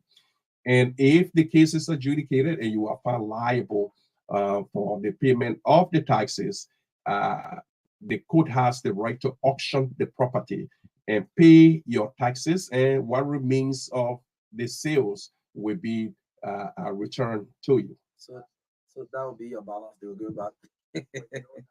The route that we want to follow. Okay. We believe that we can all have a sense of obligation. But this country is old enough for us to still be pampering people who are reneging on paying taxes. That's true. It is, but this is where we are, and we have to continue. Sometimes I see posts, people post on Facebook, Liberia is getting better, it's getting better, and I believe in that vision that we cannot let the struggles of the past, the disappointment, the failure, and the frustration of the past. We cannot let it blind us to the future of this nation. So we are getting there. It's a step by step, but I'm optimistic, like many other Liberians, that we will rise to our greatest hope and dreams and aspirations as a nation. Well, folks, as you are just joining us, this is the Truth Breakfast Show here on Truth 96.1 FM. We are playing host to Mr. Isaac B. Stevens. He is the Assistant Commissioner Taxpayer Services Division at the Liberia Revenue Authority. This morning, we are talking about real property tax payments, and this interview is being relayed on Banner FM 98.5 and Joy FM 90, that's 101.5, and Spoon FM 107.5. Again, Mr. Isaac B. Stevens is here as our guest this morning. So, Mr. Stevens, you mentioned the processes leading to withholding of taxes on residential and commercial properties. What are the timeline for real property tax payment? The timeline, the law says that real property taxes are paid between the 1st of January of each year to the 1st of July. So it runs from July 1st, or January 1st to July 1st of each year. You are required to pay, to register. If it is not registered, to register your property. And if your property is already registered, to pay your taxes begin between those two periods. So right now we are actually in the real property tax season. And so we are encouraging everyone that owns property in the land to come and register their property with the Liberia Revenue Authority. And even within the counties, they can go to the TBOs, we have tax business offices in all of our 15 counties. They can go there and register their property with our tax officers in those TBOs and begin to pay their taxes. This is actually the season. And it's important to observe the season because if you do not pay your taxes between January 1st and July 1st, after July 31st, you begin to accumulate interest and penalties on your tax bill. Okay. Yes, and penalty is assessed at 5% every month, but not to exceed 25%. So every month will be assessing you 5% on the value of your property within our system, up to 25%. In other words, we cannot exceed 25%. But then the interest rate is also assessed, and that is assessed at the Central Bank of Liberia interest rate prevailing at the time that you come to pay your taxes or to register your taxes if the payment period have already elapsed. Okay, that sounds good. So this period we're in now is the period for people to pay their taxes or register their properties. Is that correct? Correct. That's correct. But for the registration, there's really no specific period. You can come anytime during the course of the year and register your property. And for that year, your property will be assessed based on the time that you come to register your property. But the payment period is from January 1st to July 1st. But registration of property continues all throughout the year. Okay, that is good. Somebody sending me a message and they're asking, so they say landlords, those people who are renting their sometimes 1-room apartment, 2-room apartment, do they pay taxes on the money being collected through these rent payments? They're supposed to pay, because there's a difference between a property tax and a rental income tax. Okay. Yes. So let me just go through that very quickly. A property tax is assessed on the value of the property and is paid by the owner of the property. That's property tax. Okay. The rental income tax is actually paid from the rental payment that the renter is supposed to give to the owner of the property. In this case, though, the law provides that the renter serve as a fiduciary for the government. So the renter is the one that's supposed to take 10% of whatever they are to pay the landlord. So, for example, if your lease agreement or your rental agreement calls for you to give the owner of the property $100, maybe for an apartment, you give them, before you give them the $100, you're supposed to subtract 10% of that. 10% of the 100 would be $10. So you're supposed to remit that to the tax authority in the name of the the landlord, the landowner. So you as the renter actually have the responsibility to do that, but you'll be paying on his behalf. You are paying on behalf of the owner of the property, but the withholding responsibility lies with the renter. Chief, is this one really happening too? Yes, it is happening. It is happening, especially with our big leases and stuff and thing and whatever. We are still having some, challenges with people who rent one bedroom in their house. But in fact, they need to also understand that the day our officers gets to them and find out that they are renting one room, that house, even if you have your entire family living in, but you're just renting one room, automatically that property turns into commercial. And so when you are when our officers come and determine that you are using your house, or while you're living there with your family, but you are also renting one or two rooms to get small thing, that property turns automatically into commercial, and the rate of commercial is much higher than residential. But like I said, we still have a long way to go in terms of trying to ensure that we can reach these one bedroom that are being rented. Yeah, I know that one will be a little bit hard for you, but we will get there. Yeah, so let's look at some of the payment methods. Okay, so we are really excited about our new system at LRA, and it's our latest system. We've just recently installed the system, and there's a lot of work going on with LITAS. Currently, we are actually even integrating our system, our payment system, with the banks. So we have, let me start with the cash. So let's assume your property tax is 250 or less. You can pay that in cash, at any commercial bank or the central bank of Liberia into the government of Liberia revenue, general revenue account. You can also pay your taxes by mobile money. You can pay your taxes by mobile money. But right now with LeadTax integration now with several of our commercial banks, and the integration is continuing.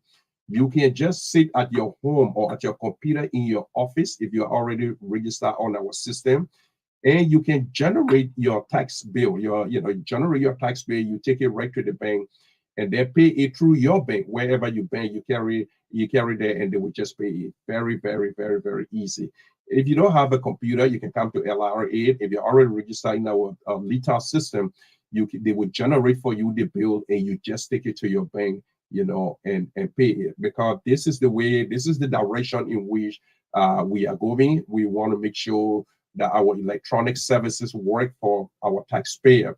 And so the LITAS provides that. It manages, you are pretty much managing your own account. We are trying to get away from managers checks and direct bank transfer.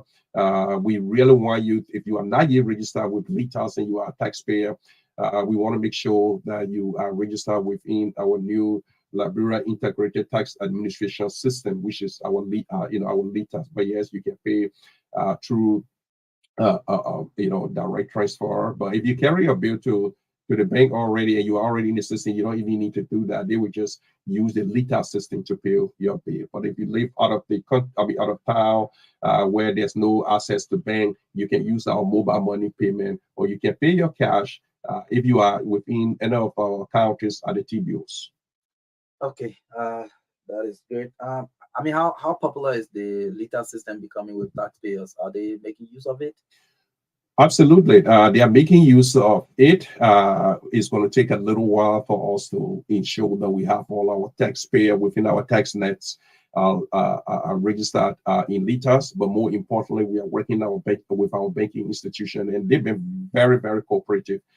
Because it's much simpler, and the good thing about it is also easier to track all of your payments and manage your own account. So we are excited about this system. It will take some time for everybody to get on board but we are committed to the process because we really feel that it is the right way to go. Because what it does is it limit, the human, human interference with the system in terms of our payment system. So we are excited about it. Our banks are excited about it, and we are working together to ensure that we can better serve our taxpayers. Okay. Are there programs in place to increase the number of real property taxpayers across the country? And how are you achieving that? Yes, there are plans. As you know, we are supposed to administer property taxation all around the country and not just in Mosharado or the surrounding counties. Uh, Actually, the local government acts also provides for that. And so what we are doing is we are within 2 counties now fully. I mean, we are collecting taxes in all of the counties. But what we've done in Magibi and Grand Bassa is to work with the local government to ensure that properties are registered in our tax nets. And the counties also have a revenue sharing agreement with the government. And so it's a tripartite relationship, the Ministry of Finance, LRA, and our local government to ensure that taxes collected within the counties, some of that money remains within the county to help develop social, services. And Okay. I used to hear a jingle like that concerning that project. So I mean, are you achieving much out of it? yes, we are achieving. We are not at the place we like to be, but I think tremendous progress is being made both in Magibi and in Grand Bassa County. And like I said, the local government actually calls for that. So it is consistent with the law creating the local government that property taxes generated within the counties. Part of that money remains within the county for development purposes of the counties. Yes. So a couple of last questions. So what will happen if real property owners refuse to pay their taxes, and how important it is to pay your taxes, especially real property tax? Yeah, I think we talked about that earlier. The law provides that if you do not pay your taxes, let's go for those in fact who are not registered. Okay, if you are not registered in our property tax nets, we can do what we call jeopardy assessment. That means we can actually seize that property and take that property to court that you have not paid your taxes and assess it. All right. But if you are already in our system and refuses to pay, as I told you earlier, we will send you a letter of determination telling you that you are delinquent on the payment of your tax obligation. Apart from that, if you respond to that, you can, if you want to respond to that, and I encourage everyone to do that, because the last thing you want to do is to ignore the tax authority. And because when you do, then we will have to send enforcement officers to come and enforce on you. And that's the last thing we want to do. We want to build relationship with our taxpayer.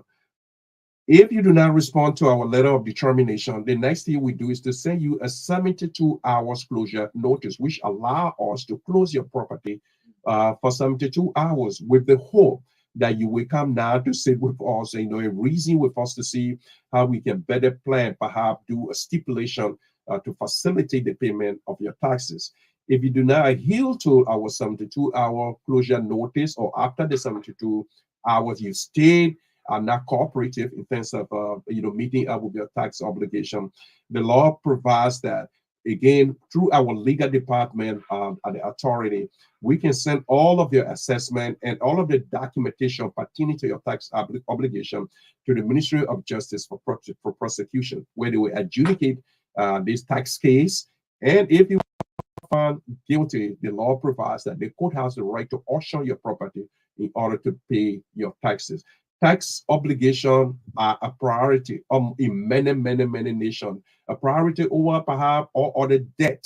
Okay, so people need to understand that your tax obligation has priority over many of your debt, your consumer loans and so forth. Yes. Okay, that is good.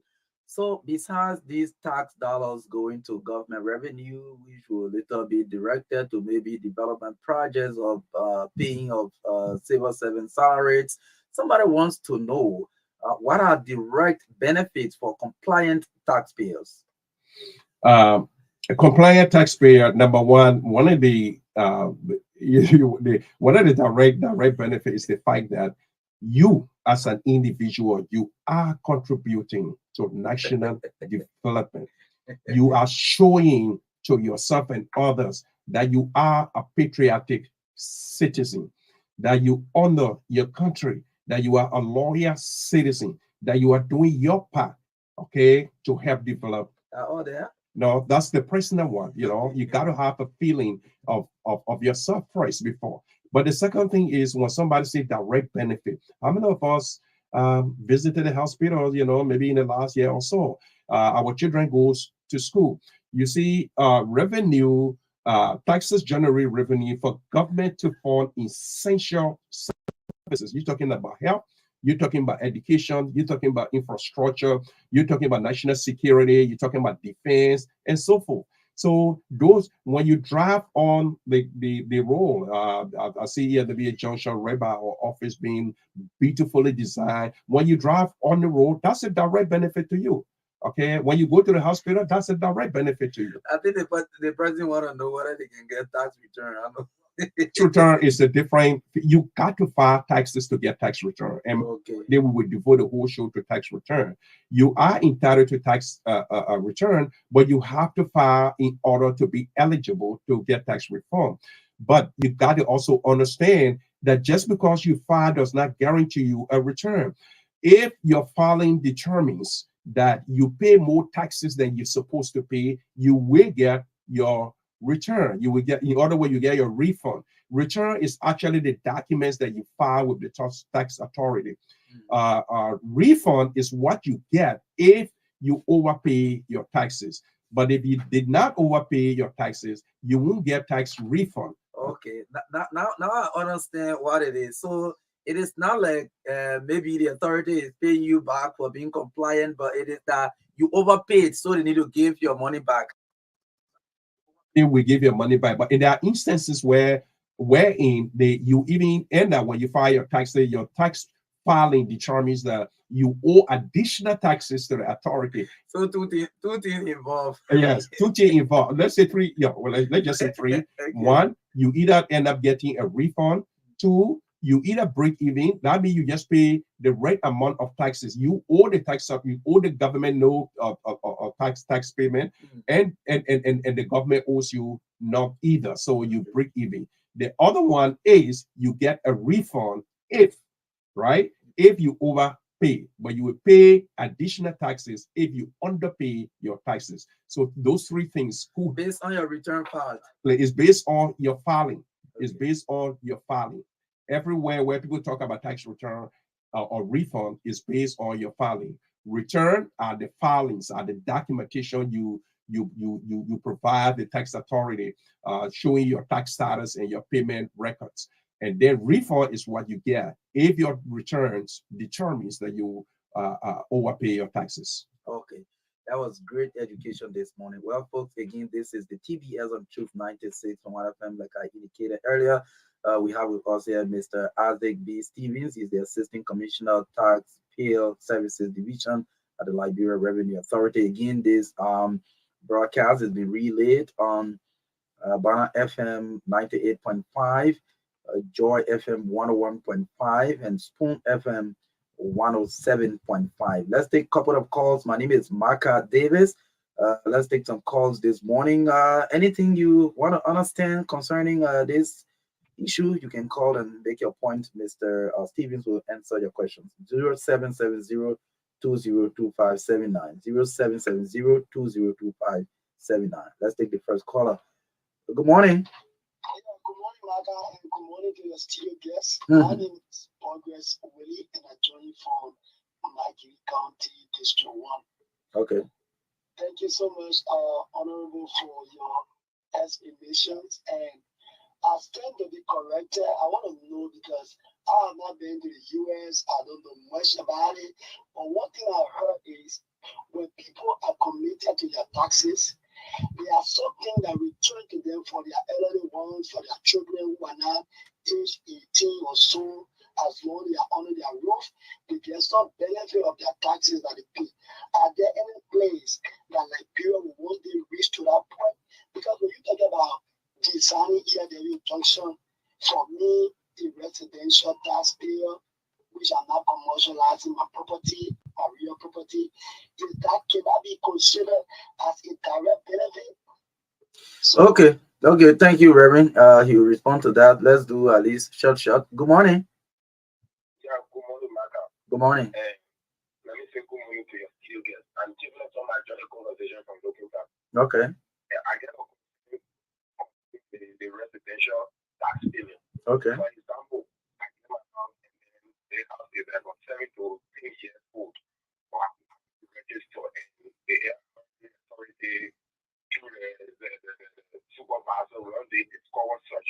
So if the payment starts going to do that payment, is this from the beginning of the world existing or it's from the day where they recognize that it was now paid? That's a very good question. So he will address that. Thank you. Thank you so much. That's a good concern. Good morning. Good morning, Marka. This is Alpha B here, from Sharadupuru. Thank you. Go ahead, sir. So my question to the preacher man, is it preaching do what I say and do what I do? Are they also paying as per the real estate tax they are talking about? They are working there. Are they setting an example? Okay. Sorry. Good morning. Good morning. Go ahead. How about? Listen to the lending serious. Mm-hmm. But he's to find like the person is living in Europe or developed country. Did he take into consideration the unemployed rate and the kind of horses and horses that we get in this place? Or he just look at it like people that live in America or Algeria. The man is just listen.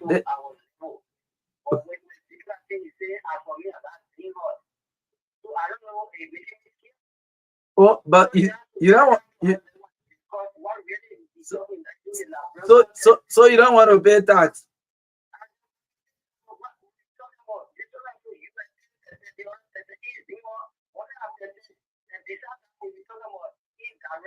So besides the thing, you listen to the man.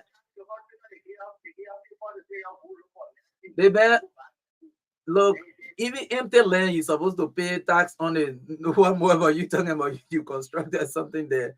So you address the concern anyway. Let me take the next caller. Good morning. Good morning.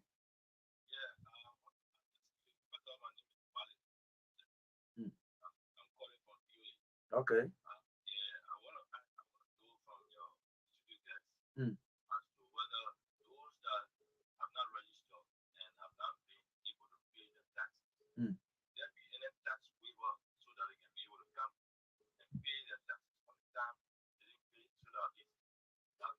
Okay, I think it's similar to the second caller who mentioned when it is discovered, whether you pay from the beginning of the time you had a property or from the time it was discovered. So you address that along with your question. Thank you. We'll take 2 more calls. Good morning. I'm fine. Your name, where you join us from? Okay. My question to the man is here, I'm sorry, I have to ask.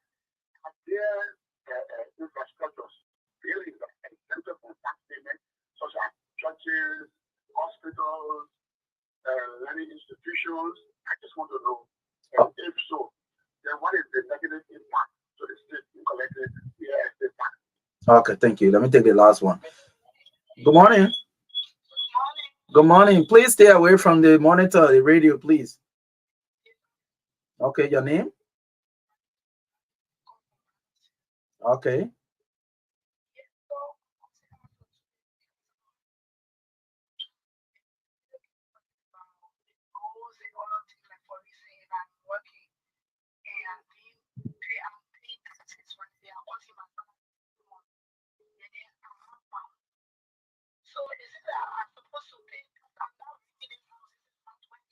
Mm-hmm.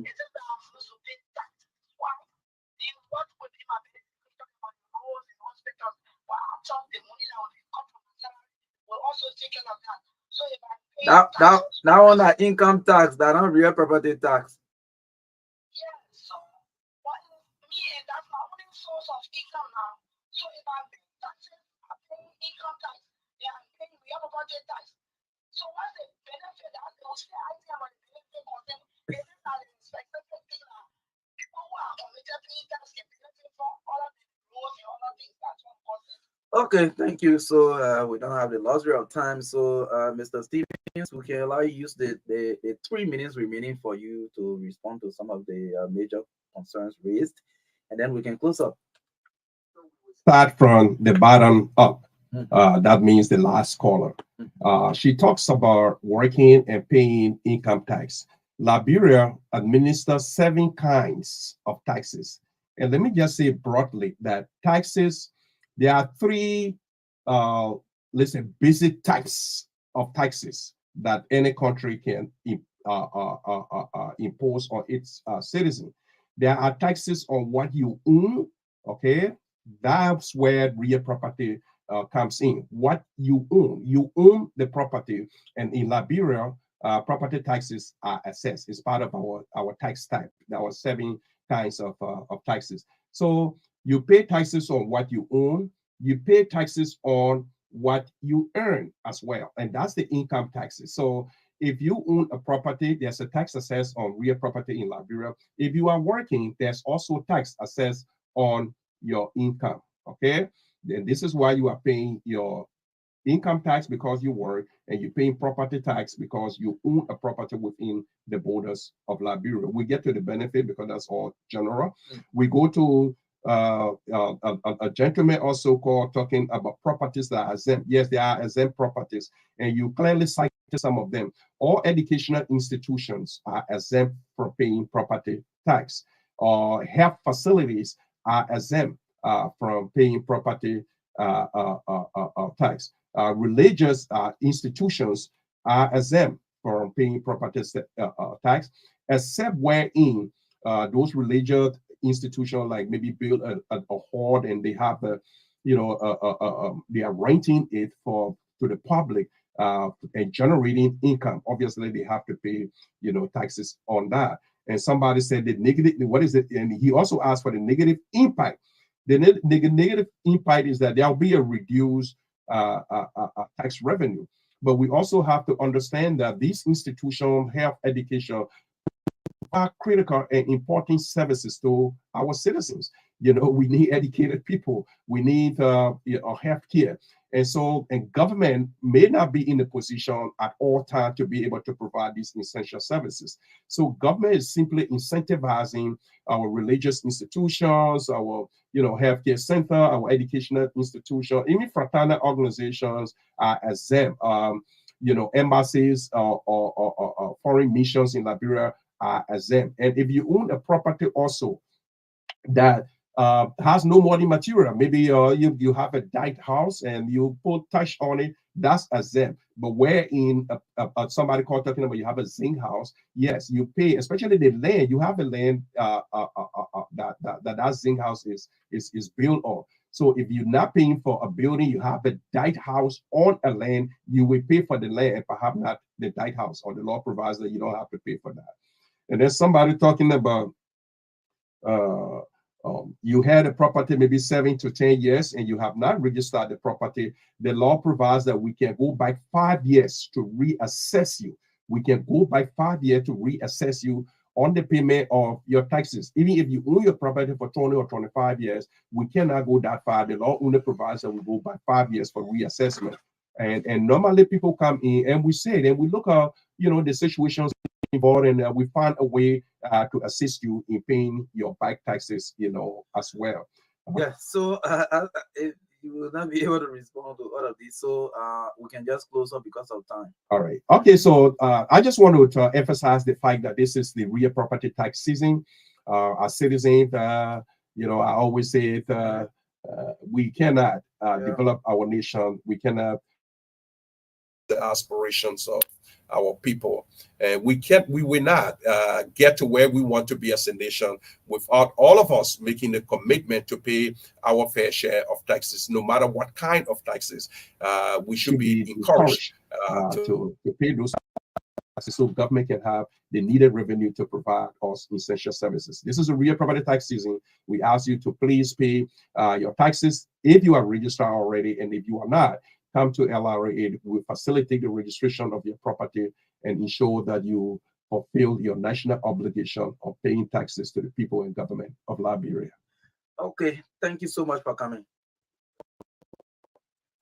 Okay, so he is the Assistant Commissioner of Taxpayer Services Division, Liberia Revenue Authority, Mr. Isaac B. Stevens. He's been our guest this morning, and my name is Marka Davis. And thanks to the other stations for relaying, Banner FM, Joy and Spoon for relaying this morning. It has been a wonderful presentation of the TVS this morning. Thanks to New Roberts, Atobola, who have been behind the camera carrying us live. My name is Marka Davis. Do have yourself a wonderful, wonderful Tuesday.